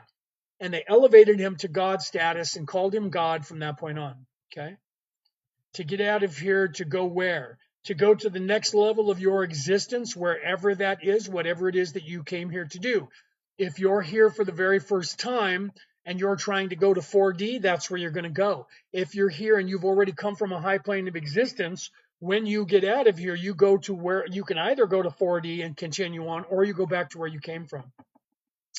How do I come into coherence with the higher self and with, I don't know what the rest of that word is, baby, because it won't let me open that. And with the higher self and with remembrance. And with remembrance, looking within yourself. Stop saying you can't. Stop saying I am this pain body in this thinking mind. Okay, you have to start saying I am not this pain body. I am not the thinking mind. I am something else. Thank you very much. I am an immortal spirit. Okay, I am awake. Not I will wake up. I am waking up. None of those things. I'm awake. I'm an immortal spirit. I am. So when you first get here, you're self-aware for the first time. So the ancient Greeks said, I think, therefore I am, right? Can you pin this? Are you, what is this? A Perennialist? Okay. Yeah, you guys need to realize that every single practice on the face of the earth that is what you call a religion came from someone who was awake enough to tell you that you're supposed to look within yourself to leave this place. All of those places that did not allow people to in any way control the religion are still teaching the way that you get out of here. Okay, so I am here to help you with that. I'm here to help you to learn these things, to give you the same tools. Okay. The idea that all major world religions and traditions are share a single universal and external metaphysical truth. And okay, and the fundamental truth wisdom. So yeah. Okay, so in that respect, okay, of what you're saying by the definition of that word, yes, but I'm not teaching that as a practice or a religion. Okay, I'm teaching you the same information that everyone else was teaching because it's actual fact. I'm not teaching you that because I'm trying to sell you a religion. I'm not teaching you that because I'm trying to sell you on anything. I have tools in my hand. There's a key right here in my hand. Okay, that key goes for the door that's right in front of you. You're in a box in a room with four walls and no windows and one door. In front of you on the table is a key. Okay, if you pick up that key, it opens up that door. You keep telling yourself that you can't go through that door because somebody told you there's a dragon on the other side and it's going to eat you if you go through the door. So you can sit here for all of eternity, or you can pick up the key and open the door. Okay, so I'm not trying to sell you. I'm trying to explain to you that all of the religions on this earth, when you take away the semantical ideologies of Don't say God's name and something bad afterwards. Don't draw a picture of God. Don't say, don't cut your hair at the side of your head. Don't get a tattoo. Don't eat pork. Don't do this. Don't do that. Don't sit in the rain while you're playing with yourself. Whatever. Those are semantical laws that humans created. For instance, Moses goes up the hill talking, and God gives him 10 commandments, 10 laws. The Hebrews turned it into like 3,000 laws. Okay. So those are people that are telling you certain things that there's their way of controlling you. Okay. The truth is, whether you want to believe it or not, they were all telling you the exact same thing. Every single one of those people were telling you that there's a way to get out of here, and you don't need their box and you don't need to pay them money to get out of here. Can you repeat what you said to get out of here? Yes. You need to look within yourself. You need to learn that there is a Christ oil within you. I talk about it in my book, The Reality About Reality, Returning to the Old Ways. Okay? Not the only person that knows this information. Every religion on this earth knows this information. You balance your chakras, you balance your aura, you eat right, you are not evil, not self-serving, you love others, and you take care of yourself. Okay? And you learn the Christ oil that happens within you once a month, and then you live by that. And if you do that, you're going to expand your consciousness. You're going to become smarter. You're going to open your third eye, and you're going to gain the same knowledge that I have, the same knowledge that's universal that everyone is going to give to you. Stop living in third dimensionality. Stop looking for power, money, fame, and glory. Stop doing that. Stop listening to people who are telling you, wait here, God's coming back for you. Ignore them and start learning. Read every religion if you don't believe me. My father said this to me when I was 8 and I started doing it. Read every religion, read what they're about, go to their churches. The second you sign into their dogma and they get a hold of you, they're going to teach you, sit down here and give us money and let us indoctrinate you. And eventually, or they're going to tell you either take this weapon or take this bomb and go over there and unalive people because those people don't believe what we believe. The second they start telling you that their religion is the only way and that all other religion is a lie is when you need to get up and leave that place and don't come back. Not to that place, because they're lying to you, because every single way is the way. It's just a matter of whether or not you want to buy into their rules that they've made up for you. Okay. What do you think about the prostration of Islam? Every single people have been literally taken advantage of. I talked about this in my last live when people say we should be paying reparations. I'm like, to who? Show me somebody that hasn't been enslaved by another race. So if you've been enslaved, you should be getting reparations from that race. But guess what? Your race enslaved somebody else, so you need that as well. If you keep looking in the physical, you're going to find nothing but war and destruction, my friend. And they're going to give you reasons to do it, because the religions that are on this earth are all war machines. If you get away from the religion, because religion recruits you, spirituality waits for you to find it. Get away from the religion, look into the spiritual practice, stop going to their mosques, stop going to their churches, and start reading the book for yourself. And if it tells you violence, anything in any book that tells you to harm people or in any way do anything that is wrong, that you know is wrong, even if it says it in a Bible, is a lie, and don't do it. Okay? Because that is not the way that anybody was telling you how to get out of here. You want to get out of here, and it is not war and it is not violence. And if you think that your religion has been persecuted, maybe you need to leave that religion and figure out the spiritual way to get out of here, because you're going to always have prosecution. You're always going to have persecution. You're always going to have strife. You're always going to have evil people doing evil things, because that is third dimension.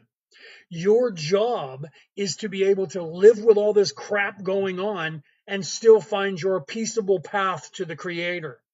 You can, while you're here, teach other people that those things are wrong. You can also help people, bring other people to justice for doing evil things. But when it comes to a religion, remember that they are war machines. You need to find your own spiritual path that is yours alone, not someone else's who tells you, let me tell you how you're supposed to do that. What if you have been targeted by local authorities to speak this? I don't know what the rest of that is that you posted there, baby. What if we have been targeted by local authorities? Yeah, right. I speak this honestly. That happens. It happens to me. I was deplatformed. I was deplatformed. I was deplatformed by Google 4 years ago, yesterday, day before yesterday. They literally deleted me. I couldn't even use their search engine. They deleted over 500 episodes of my show. I'm persecuted. Everybody's persecuted. You get centered out, which means if you're doing that, that means you've spoken out too much in front of people who are now annoyed with you and they're trying to stop you from doing it. Okay. You need to be silent. Okay. One of the things that Jesus was truly teaching that they edited out of the Bible, if you guys watch the videos that I posted on my Facebook page, one of the things that Jesus was telling his disciples in the 40 days before he left after his resurrection was that the person who can keep this message, even sometimes to themselves, and be able to exist in this reality, this illusion, are still going to find their way. You don't have to be saying this stuff out loud to the world, okay? You have to look within yourself. So if you have a bunch of people that are now trying to persecute you in your own area, you need to get out of the area more than likely. That's what I tell people when they say, what do I do if I wake up and realize I'm married to somebody who's evil? Then you have choices to make. Okay. So you can either go in the physical and go to war with them and become unalived or unalive other people, which is going to get you nowhere. Because what will happen is if you do that and you unalive someone in their family is going to be mad at you and they're going to come after you and they're going to try and unalive you, and then your family is going to get mad at them and you're going to have a war of the roses, or you're going to have the Hetfields and the McCoys from the United States. Or you choose to go, okay, I'm not going to be a part of this. I'm getting out of this area where this is a big thing and people are doing that. I'm going to go to a place where people are not doing that. How do you get better at listening to your intuition? By telling your we teach this in prayer or in meditation or in Zen, that you have to quiet the mind. And how do you quiet the mind? You do it all the time. You don't have to sit with gang signs, sitting on the floor in a certain position for 6 to 8 hours a day. You don't have to do that. Some people need that, or some people want to do that because they like the solitude of that. Okay. You don't have to do that. What you need to do is learn how to quiet the mind. And how you quiet the mind is by moving yourself out of this pain body and this thinking mind and this ego and conscience, by realizing I am not those things. And then when you do that, and you do it all the time, you do it when you see the sunrise or the sunset, or you go to a museum and you see some artwork, or you go to the Grand Canyon or the Eiffel Tower, and something happens in your life all the time. These things happen. And all of a sudden you're looking at something and you go, wow. And you just sit there and look at it. In that moment, if you pay attention or you look back and reflect on it, you'll realize there was no thinking going on in your head and you didn't cease to be. You stopped thinking because you were experiencing and being the witnesser. That is what you're trying to do to quiet that stuff. Okay. So you have to, like my wife's saying, you have to learn how to protect yourself, first of all, from the bombardment. I don't have the thing up let me put it up here on the screen. Right. Yeah. Let me bring up the courses that we do here. Let me find where it is here. Here it is. Let me pull this up on the screen so you guys can see it here. I'm not sure where it is and why it's not coming up on the screen. Oh, because I don't have it open. There we go. Here's some of them. You wanted the other one, huh? Here, there we go. We'll put that one up on the screen. Take this one down, okay? So let me move this over here where you can see it. All right. The defense against the dark arts, you can see right here. Now I'm moving my camera instead of that. I was trying to open this up on the screen. Right up here on the top of the screen, right here, the defense against the dark arts. That's a 2-day Zoom course that we actually teach. If you're interested in that, you can email us here at merlinandmaeve@gmail.com, or down here, merlinandmaeve@gmail.com. We actually teach that. Everybody in the world should learn that. It should be taught to everybody on the entire planet. Before you're 10, you should learn that. Defense against the dark arts, okay? Why is that? Because there's a bunch of stuff that's going on by all of these people that are evil, that are narcissists, energy vampires, gaslighting on the news media, songs. Why do they think they call it programming when they're programs on television? These algorithms lead you, whatever you hit like on, you get more of that content. So if you hit like on bad things, you're going to get bad things. If you hit like on little kittens shooting at grandma with a bazooka, you're going to get more of those. Okay, they're doing all of that to distract you away from looking within yourself. Okay, so you need to learn what are all the things that are going on that these people are doing to us. I call them the controllers in my book. Okay, the controllers, those people in my book. You can see there's a link in the in our bio for this book. You have to learn what it is that you need to do to cleanse yourself to keep this stuff from happening. Okay. And you saw up there that we do Reiki 1, Reiki 2, and Reiki 3 courses because Brooke and I are both Reiki masters. Okay. We teach this stuff. You're seeing Brooke's putting it up on the screen. Okay. So the Defense Against the Dark Arts, you see it on the screen, 8 hours of personal life coaching for only 88 Australian dollars. Okay. Literally, that's a $1,200 value for 88 Australian dollars. So if you're in America or in England on the pound sterling, the American dollar, the pound sterling, or the euro, that $88 is like 65 to you because your money is worth a lot more than ours. I'm in Australia. Our money is worth a lot less than yours is. Okay. So you get even a deeper discount that literally would cost you if you did one-on-one life coaching with myself or my wife, it would be like $130 to $150 an hour. Okay. That is no joke. You get those 2 day, 4 hours a day Zoom course where I'm literally going to show you these are all the things and tell you that could happen to you in your life. Hopefully, we don't have all those things happening to us, including ghosts and spirits and black magic and all that kind of stuff. How do you keep that away from you? How to cleanse yourself, right? You need to know that, right? Jesus will return. That's a lie. He's not going to return. Never said he was. They will see their Messiah. They be something or other else. I don't know what you're saying. There is no place in the Bible, my friend. I'm a theologian and I have 4 religious titles. There is no place in any Christian Bible where Jesus said, "Wait here, I'm coming back." None. Okay. The part that they use to sell you on that is when they say that Jesus, when he's saying, I tell you truly, the Lord says he shall return like a thief in the night. That's not Jesus saying that. He's telling you that God said that. And he wasn't talking about coming back to get you. They were asking when their enlightenment, their salvation, their enlightenment was going to be. And he said, God says you can't know that answer to that because it's going to happen when it's supposed to happen. Okay. So that was, he'll come as a thief in the night. Jesus never said, "Wait here, I'm coming back." He said, here is a way. Here is a way to get to heaven. The way to heaven is through me. Okay. So he was telling everybody what I'm showing you is the way out of here. Not here's the way to get to heaven. Now wait here and I'm going to go and get a truck. Okay. Everyone can get information from AI. Use AI Gemini. Oh, yeah, right. You could, you guys have to realize, yeah, you have to realize that AI is called artificial intelligence. That's why it's called AI. It's artificial. It's not real. It doesn't have a soul. It doesn't have a spirit. It can't channel God, can't channel the source. The only thing it'll give you is the collective of what's going on the internet, the first 5 to 10 sites on that search engine that they're looking for under that topic. The same thing as if you just Googled it without search engine assist, without AI assist. It'll just give you a bunch of stuff, 10,000 things about that. If you say AI assist, it's going to look at the top 10 and it's going to give you a synopsis of what all of they say together without fact checking, without even knowing whether it's true or not. Because I tell you truly, you can look this up. You can even Google it.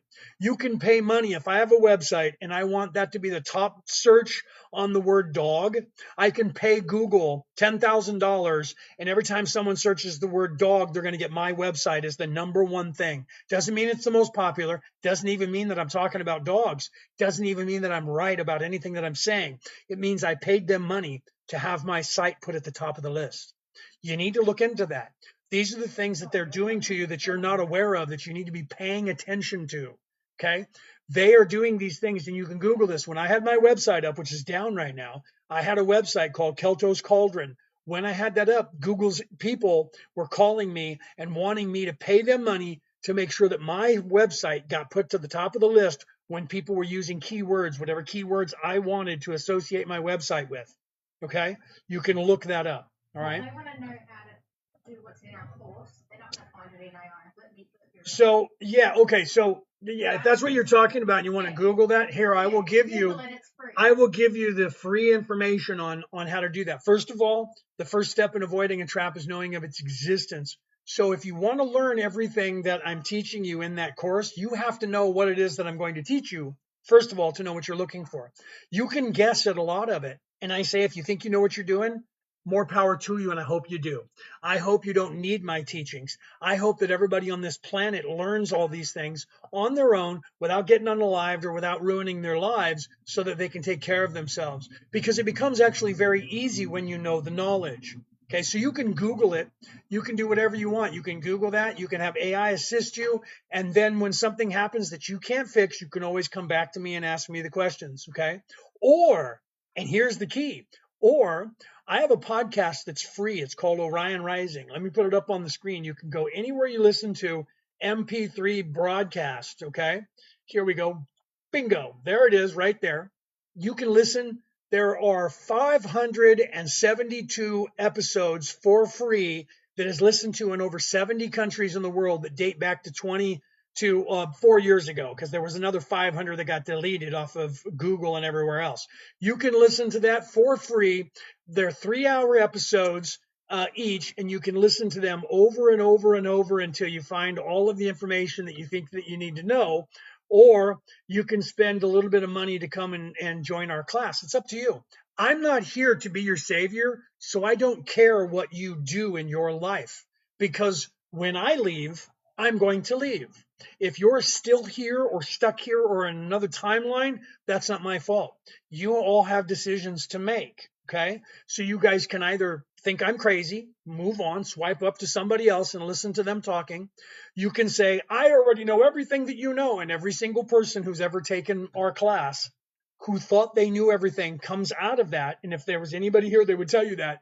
And they go, I thought I knew everything. And the truth is, I did not until I took that class. But you can do whatever you want. Okay, so I'm done with that. So let's move on to ask me your spiritual questions while you guys have me here, and I will answer that stuff. Okay. Otherwise, yeah, in the meantime, if you want to, yeah, if you want to join, you hear my wife talking, hear Brooke talking, right there, email us at merlindamave@gmail.com. If you're just interested in what all do you guys have to offer, say that. What do you guys have to offer? We'll send you the email, okay? And then you can figure that stuff out. So when is your next class? I'm not sure if we actually have anything scheduled. Um, 15th, 16th, 18th, and 19th of this month. Sydney time. If you want more information, please email us and we'll send you the information on that, because we're in Australia, New South Wales. So depending on where you are in the world, we usually do it at 9 a.m. our time, which is time just changed because in America and I think in Europe, you guys all just sprung forward. No, you guys fell back, right? No, you guys sprung forward. We're about to fall back next month, so our timelines are different. It used to be 9 a.m. our time was 2 p.m. West Coast America time, but I think it's changed now. You guys just jump forward, right? So we're going to go forward. We're going to fall back here in April. So you guys just sprung forward. So the time's a little bit off right now by an hour, and I'm not sure where it is, right? So literally, you guys can look at that and see what you guys want to do. I would love that everybody knew that information and I didn't have to teach anybody that information. I have been teaching it for 30 years. And it's only now that when I say to you the words energy vampire, you go, oh, yeah, I know what that is. 30 years ago, no one knew what that was. And I actually had a phone call because we were doing drum circles at my buddy's shop. He was in the San Francisco Bay Area in the city of Benicia, and he had a shop over there in the city of Benicia. If you guys are from over in Benicia, over there, you probably know Ron had a shop back 30 years ago. It was 30 years ago. It was called a Fairy Tale. We were doing drum circles. I wasn't there one Saturday because I had a gig to do. I was also teaching, so I was teaching somebody and couldn't be there for the drum circle. I get a call on Sunday morning that the place was horrible, right? So, can you share how you pray? You pray however you want to pray. Okay. You need to stop having people tell you how to do things. That's what they count on. They tell you don't know how to. Oh, you can't pray to God unless we teach you the right way. You can't meditate unless we teach you the right way. I can teach you the basics if you want. I can do it right now for free. Here's some free advice.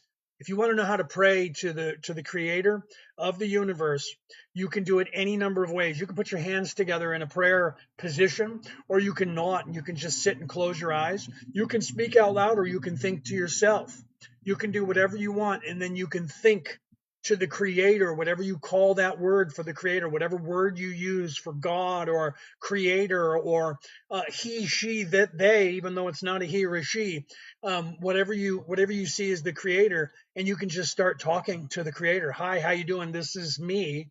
I thought I would check in and say, hi, love you. Please forgive me because I'm stupid and I'm in third dimension. This is how usually I have the conversations with God. Please, don't be angry with me because I'm stupid and I make mistakes. Right? And you're usually going to get the feeling that God's going, it's all right. I love you. It's okay. Right? So that's how you pray. You pray by literally having a conversation the same way you would like you're talking to me. You want to talk to God, you just go, God, okay, listen, I don't know if you're going to answer me, but I just wanted to say this. And you can ask questions. If you ask questions that you already know the answer to, I'll give you this, because this happens when people talk to me and anywhere else. This is the way it works in the universe. If you ask a God or anyone else a question that you already know the answer to, the answer is going to be you already know the answer to that. If you ask a question that is something you're supposed to be learning down here, so if you asked me, should I take the flight to Chicago tomorrow? If I knew that on that flight to Chicago tomorrow there was going to be turbulence and you were going to be scared out of your wits and you were going to start praying to God for the first time, I couldn't tell you that. You know why? Because you were supposed to have that experience, become scared out of your wits, and go, oh God, please. Do you see? So because it's something that you needed to learn on your own and organically reach that point to do, even the creator won't tell you that. So sometimes when you pray, you'll say, God, I want $1 million. God, you know the answer if you're listening to yourself. If you're listening inside yourself, you're going to hear your own higher self speaking back to you, or God's going to speak back to you, or your guides. You're going to go, how do I get $1 million? You know the answer to that. God, I want $1 million and I'm praying to you. And if you don't give me $1 million, I'm not going to believe that you're real. God's going to go, I will be whatever you need me to be. Not going to give you $1 million because it's not how it works. You're in the place of doing. Okay. So that's from the Satan worship and the Saturn worship. Everybody believes, because the word Saturn and the word Satan are similar. They believe that there was people that are evil that were chasing Saturn.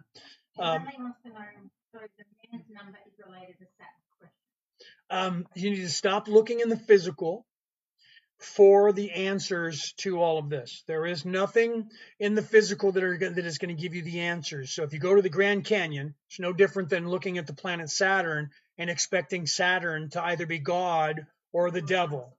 Okay? So John 3:16, yeah, John 3:16, for the Lord so loved the earth that he sent his only begotten son. Do you know that there's a thing in the Viking religion that's the same? Odin so loved the earth that he sent his only begotten son down to earth. And guess what he did when he got here? He came down here and he was no longer immortal, and he lived among the people, and he performed miracles while he was down here, and he unalived people and then rose them back up. He even freed the people who were blind, and he made people be able to stand who couldn't stand. And then he fed people, and he fed them with nothing. And then guess what? He sacrificed himself and became unalived, and then was resurrected once again and was immortal, and then went up into the heavens, crossed Bifrost the Rainbow Bridge after defeating the serpent, the dragon of the North Sea, and then he cracked the sky with his Mjolnir hammer, warhammer, which means lightning, Mjolnir, and illuminated the world and became the light of the world and was illuminated back to God's status. What do you think about that? It's the same story. Marduk did the same thing. Go back to the ancient Mesopotamian story. Marduk came down into human form and was living among the people. And when all that calamity went on and they had to unalive Tiamat, the dragon, Marduk was able to then unalive Tiamat, the dragon, but she wasn't unalive. She was actually just sleeping. And then he got rose up to God's status because he sacrificed himself for the people, and then was elevated to God's status and became the light of the world. Same story, told in a different place in a different time of the Christ oil. Okay, so John 3:16 is about the Christ oil that happens within you. Oh, wait, let's go to the sword and the stone stories that are happening in some of the Viking sagas, where we get the story of Arthurius, who was able to draw the sword from the stone. The sword and the stone story is the Christ oil. The sword, your spinal column, going down into the stone, Bethlehem, down at the bottom, the five fused vertebrae, and being able to take the sword of power out of that is drawing that oil up into your brain to illuminate you. And only the pious one, only the one who is not self serving, only the one that is in service to others, who is pure of heart, can draw the sword from the stone and illuminate the world and become the leader and the savior of all the people. Same story is told slightly different. Dragons are real. Not all dragons are evil. Jesus has his own dragon and in different dimensions. Correct. Yes. Absolutely. You're absolutely right. And if you want to know the truth, And, you are the dragon. and yeah, and if you want to know the truth, you are the dragon. Okay. In that other dimension. In that other dimension, and my wife just almost fell over. She's tripping over things as she was getting up and almost went ass over tea kettles.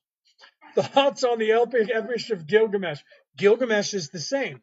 Gilgamesh learned. It's the same story of the Christ oil. In fact, Matt LaCroix is talking about that currently in his new book, and he's talking about it on those podcasts. So if you look up Matt LaCroix, go to my Facebook page and look him up.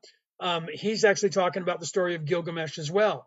Okay, so the story of Gilgamesh goes this: Gilgamesh, who was trying to figure out, because well, first of all, he's a giant, right? He's not like a regular person, but Gilgamesh is trying to figure out immortality. So he goes into the underworld. That's looking within, by the way, but he goes to a specific place where they're teaching about the underworld in that saga. When he goes into the underworld, he gets a knowledge, gnosis, a knowledge, which is like the pine cone, right? If you look at it, you see that like Enlil and Enki on the statues. Gilgamesh goes down into the underworld and he gains the knowledge by going looking within. The underworld in the ancient times meant within, not underneath the ground. He went into the underworld. He was taught. So he went to a school where they taught him how to go into the underworld. He went into the underworld and he learned the knowledge of how to ascend. But he was egoic and wanted to have all life everlasting on earth. So he squandered the knowledge that he had, and that's how we ended up losing that knowledge. In according to the people who wrote that saga is a parable to explain how we all lost. That's the story of basically of the fall of the human existence. How we all lost the knowledge of how to ascend to heaven was his fault, right? And so he became the proverbial angel who fell from grace that lost us this knowledge in that story, right? Are you a Freemason? No, I'm not, but I am a Knight of Columbus. I was knighted by the Holy Roman Catholic Church, and the Knights of Columbus were created by the descendants of Temple Knights. Okay, so I'm actually currently, unless they've allowed the Temple Knights back into the Holy Order, I'm one of the Knights of Columbus are the only Holy Order of the Roman Catholic Church today. Not in a sense, yes, in the sense of if you're talking about the soul that's in this body, yes, if you're talking about that. If you're talking about, am I a traveling man in the sense of in a tent teaching praise Jesus? No, I'm not a traveling man, but I am a traveler because I am a wanderer, which is where I think what you're talking about. But we came here legally, right? So we came down here. My wife is also here. We came down here legally to come into these forums to help you guys. Okay. You guys got stuck and asked for help. Thank you very much. You guys got stuck a long time ago and you guys asked for help. Some of us hear that call. We were already in the neighborhood, so we came down here to help you guys, and we've been among you for tens of thousands of years, trying to help you from behind the scenes. We couldn't reveal who we were to you until you guys were awake enough to understand, or understand more importantly, because we don't stand under anyone, to understand this information. I couldn't tell you this 5 years ago, 10 years ago, or any time before this. I had to stay hidden and then give you guys tools without your knowledge that I was giving you tools, okay? Linda keeps asking and keeping up over and over again, how many levels are there? It depends on what you're in relation to. Like, for instance, in the third dimension where we are here, the third level, there are 33 levels to go from level 3 to level 4. Okay, from third dimension to fourth dimension, there are 33 levels. But from that level of first dimension, second dimension, third dimension, okay, you're supposed to start moving from the dimensionality, the knowledge of this physical form. In this place, you're supposed to start waking up to you're not this physical form, and that you are in fact something that is in a different body, which is a light body, and you're supposed to start moving into that light body. So by the time you get halfway through the sixth, you're all energy and you move up from there. So those levels that you have, first dimension, second, third, fourth, there are 13 of those total. Okay, but from your perspective from here, it would take you about 4 or 5 million years from now to get there. But that's because you have a weird time thing here. So when I'm talking about we, when I'm saying we came here to help you, specifically, I'm talking about the patal. Okay, the we that I'm talking about are the people that I'm attached to. We are the Orion Crusaders. We are the Orion. We're not the Orion Crusaders. We're the Orion Council of Light. From and down here we're the Orion Coalition.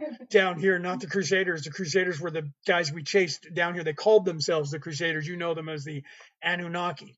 So we are the Patal from the 11th dimension, and there are many of us that are here. But there are other people. The Orion Council of Light is attached to what you guys know as the Galactic Council.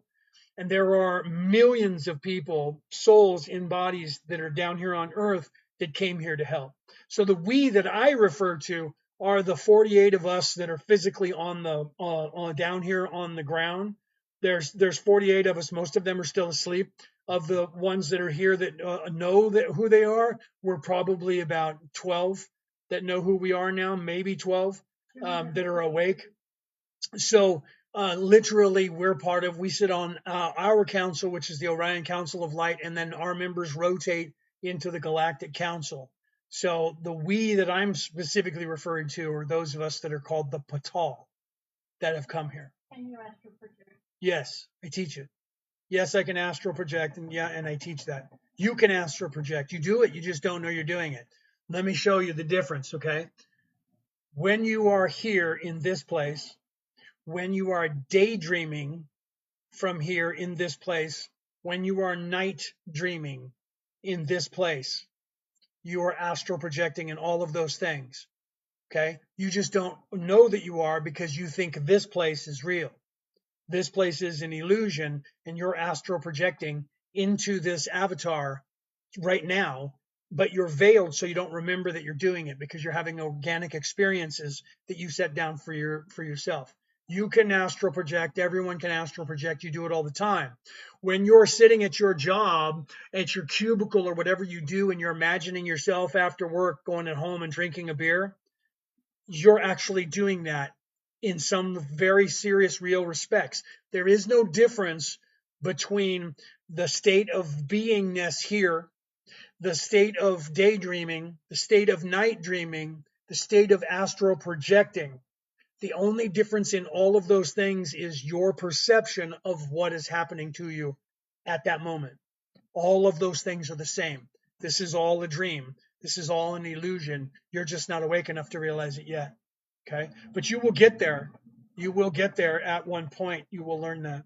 Please declothe the blood of Jesus. That, what was that? But that what? That was on the shroud? Is that what we're talking about? The blood of Jesus.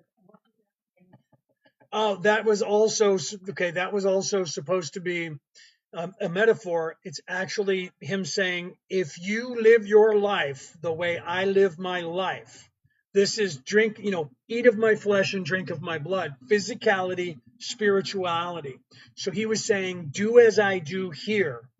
Okay. Be as I am being.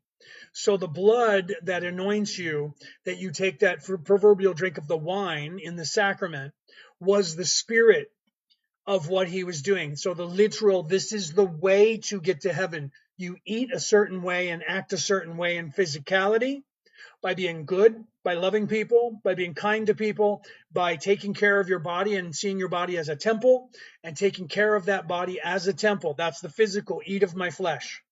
Do as I'm doing in the physical. Okay? Drink of my blood. Do as I'm doing in the non-physical. Know that you're trying to strive to heaven.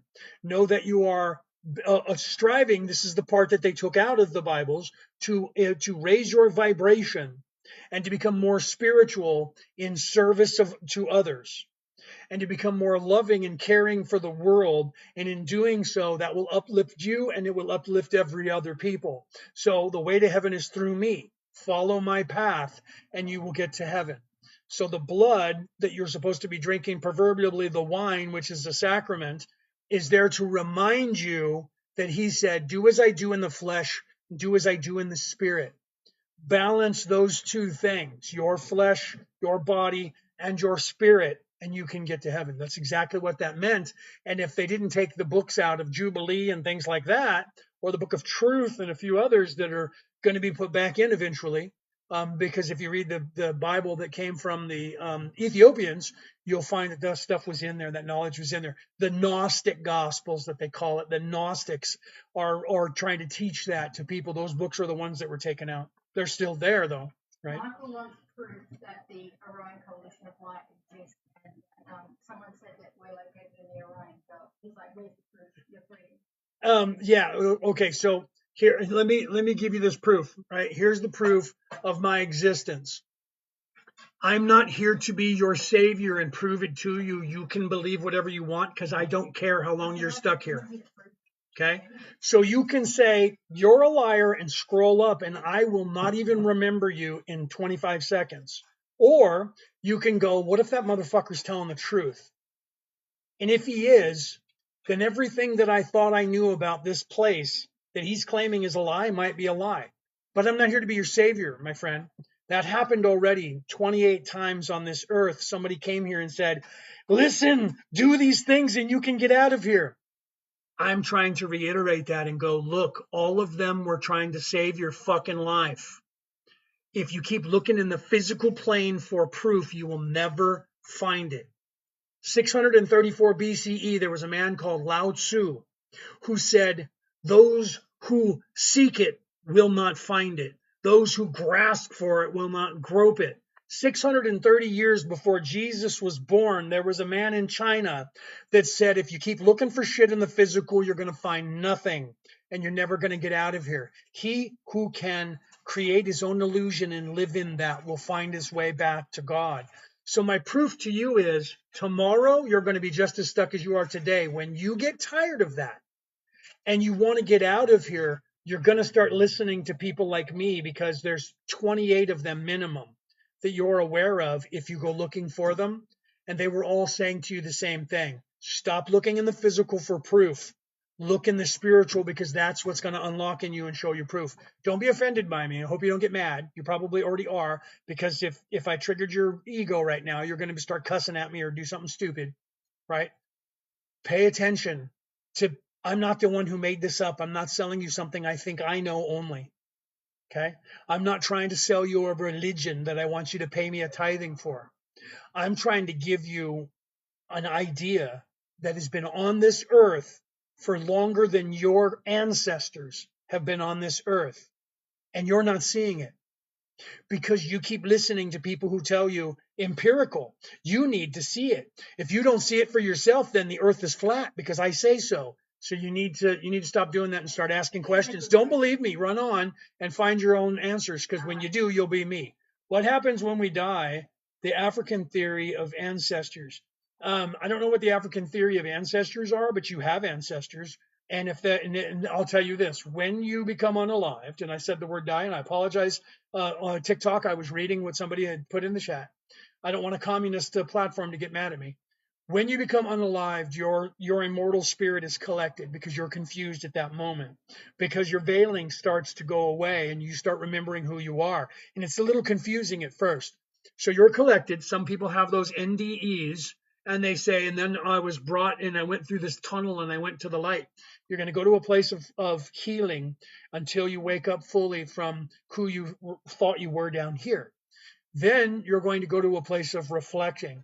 In those places that you go to, you will see people who you know, who were your ancestors, your mom, your dad, your grandma, grandpa, uncle, aunt, friends, whatever. Okay. Those people will be there to greet you in that aspect because they do that so that you'll be calm and not be afraid. Eventually, when you realize that you are someone else, that you're a higher spirit, and that you're not the body that was down here, if you're not still supposed to come back, because sometimes you get taken out on accident, you get pulled out and you head that way on your own, and then they go, whoa, hold on, you're not supposed to be here. You got to go back. That's an NDE. Okay. If that doesn't happen and you stay there, you will then realize the people you're looking at who you think is your mom, your dad, your aunt, your uncle are actually a higher being as well. And you'll remember them because now you'll remember that you're a higher being. And then they'll transform right in front of you to what they look like as that higher being. And you'll go, oh, hi. Even though that person was your father or your grandfather. I'm not sure if that answers your question. I can further that if you still have more questions about that. Yeah, it's hello, Satan. Satan does not exist, right? Yeah, Satan does not exist. That was a name that people just made up, like Lucifer. Those are names of characters that are played out in some spiritual practice that was supposed to be the ego that's within you. Okay, those are parables and allegories that you're supposed to learn is the dichotomy between your ego and your conscience that is going on in your consciousness. Okay, those aren't real people. Satan doesn't have wings. He doesn't have black tail or red skin and a goatee and a pitchfork. It's just not a thing. Okay, so yeah, this is Gerald. Hi, Gerald. How you doing, buddy? Hello, Satan. If you believe that I'm evil because I'm teaching what I'm teaching, then you, my friend, are indoctrinated in your third dimension. Okay. So if you think I'm the devil, it's because someone told you that if I speak about your enlightenment and I don't tell you that you have to owe me 10% of your tithing, sit down here, strap this on, or go over there with this and unalive those people, that I'm not preaching to you what's real. You have a choice to make, and you can make that choice. I'm not here to be your savior. Swipe up, go someplace where people think like you, and eventually you'll figure it out. Okay. So next, one more question, or because we're going to eat. So last question. My wife's going to pick the last question, and I'm going to have to go because it's dinner time. Okay. So whatever. Can you discuss the significance of the spiral symbol? Yes, that was a great one. That was a perfect question.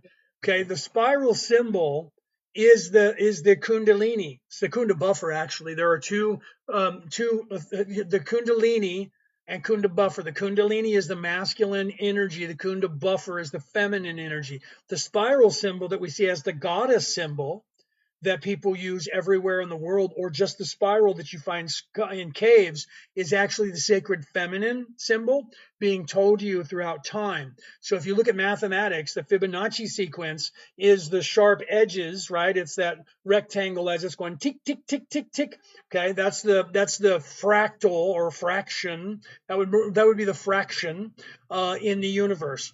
The spiral is the outside edge, which is called the golden mean ratio. That is the outside edge of those points to point, and that is called the golden mean ratio, and that is the spiral. That is the feminine energy, the Kunda buffer energy. So whenever you see that spiral carved all over the world, that's why the pagans use that, and they put that in the center of where the baby is created in the goddess, because it's the sacred feminine. That's what that spiral means. Okay. I love you guys. I have to go because dinner is here. Before I go, sign up for our courses. Let me pull this up on the screen. I have this on the screen here somewhere where I can pull it up for you guys to see. I just got to figure out what I did with it. I think this is it. No, that's not it. Hold on a second. I'll pull it up so you guys can see it bigger is why I'm trying to do it for you, right? There we go. Let me pull this up on the screen here. Open that up. There you go. All right. So you guys can see that on the screen right there. Merlin and Maeve, that's us. Those are the things that we offer. If you guys want any of our courses, you can see that we have life coaching, spiritual life coaching, Reiki. We do Reiki healing if you want Reiki healing. We are also mediums. We do tarot reads, oracle reads. Okay. We also do defense against the dark arts. You can see the courses. We also do the psychic ability development. We teach every psychic ability that you want to learn. We also have Reiki. We teach Reiki 1, Reiki 2, and Reiki 3. So if you're interested in any of these things, email us. You see the email on your screen right here. Merlin and Maeve. And yes, we teach, what was it that you were asking? Meditation. Meditation. Yes, we teach meditation. We teach how to balance your chakras, your meridians, every part of everything that you need to know, including the Merkaba, which you see on the screen, which is the heart chakra. We teach you all of that stuff. All you have to do, if you're interested, email us, tell us what you're interested in. We'll send you an invoice for that, and the dates and times, or we'll schedule something with you if you want to do a one-on-one, and we'll tell you all of the information that you need to know that will help you with that. Defense Against the Dark Arts is your best bet. Let me see if I can bring this up on the screen a little bit more without pulling up the other thing. Defense Against the Dark Arts, which you see right here on the screen. Learn how to defend yourself against the all negative energies of the world. That right there is a 2-day Zoom course, 2-day, 4 hours a day. That's 8 hours of learning information on how to protect yourself, reflect negative energy, cleanse your body, your house, your car, your kids, your job, everything, to keep all negative energy from doing anything to you. That's actually a $1,200 value right there for that Defense Against the Dark Arts course, and it's only 88 Australian dollars, which is about 65 to 66 US dollars or pound sterling or the euro. So if you're on any of those money, you will only have to pay about $66, maybe a little bit less depending on what the stock market is on the current day. But you can do whatever it is that you want to do, or nothing, right? But I would suggest at the very beginning, Defense Against the Dark Arts, because you're going to learn how to protect yourself so that you don't have evil people doing all the evil crud to you that they're already doing to you. Okay. So, and if you think you got it all figured out, more power to you. I love you. I hope you do, because I hope that you don't have to worry about anything that happens to you in your life, because then you would be able to not be stuck here anymore, and you should be well on your way to opening your third eye. Okay, because if you're not, then that means all the distractions that these evil people that I call the controllers in my book are controlling you, keeping you from learning what it is that you're supposed to learn. There's a link in the bio for that book.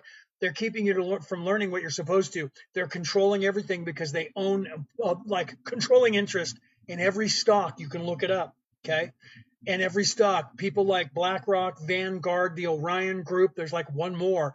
They all own 10 to 12% of everything on the internet. That gives them more than 51% control of everybody.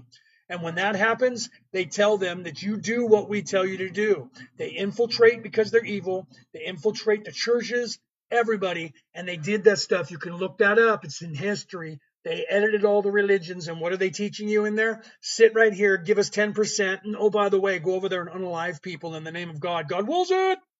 And then you do that, and you've been doing that for so long that your immortal soul said, oh my God, we're stuck here and we can't get out. And that cry for help went out, and people like myself, my wife, and millions of other souls out there in the universe heard you guys, and you guys were stuck. And we came down here legally and got stuck down here with you. And we're down here to help you.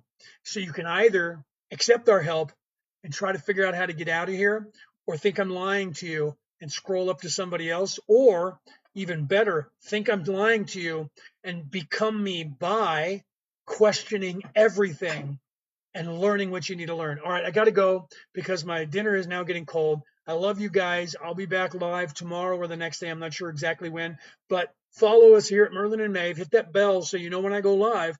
Come in and ask spiritual questions. I'll give you some homework. Think about what you would love to ask me. Thank you, Stormy. Think about what you would love to ask me in this live. And the next time I go live, pop in and go, dude, I didn't get to ask you this last time. Thank you very much for that.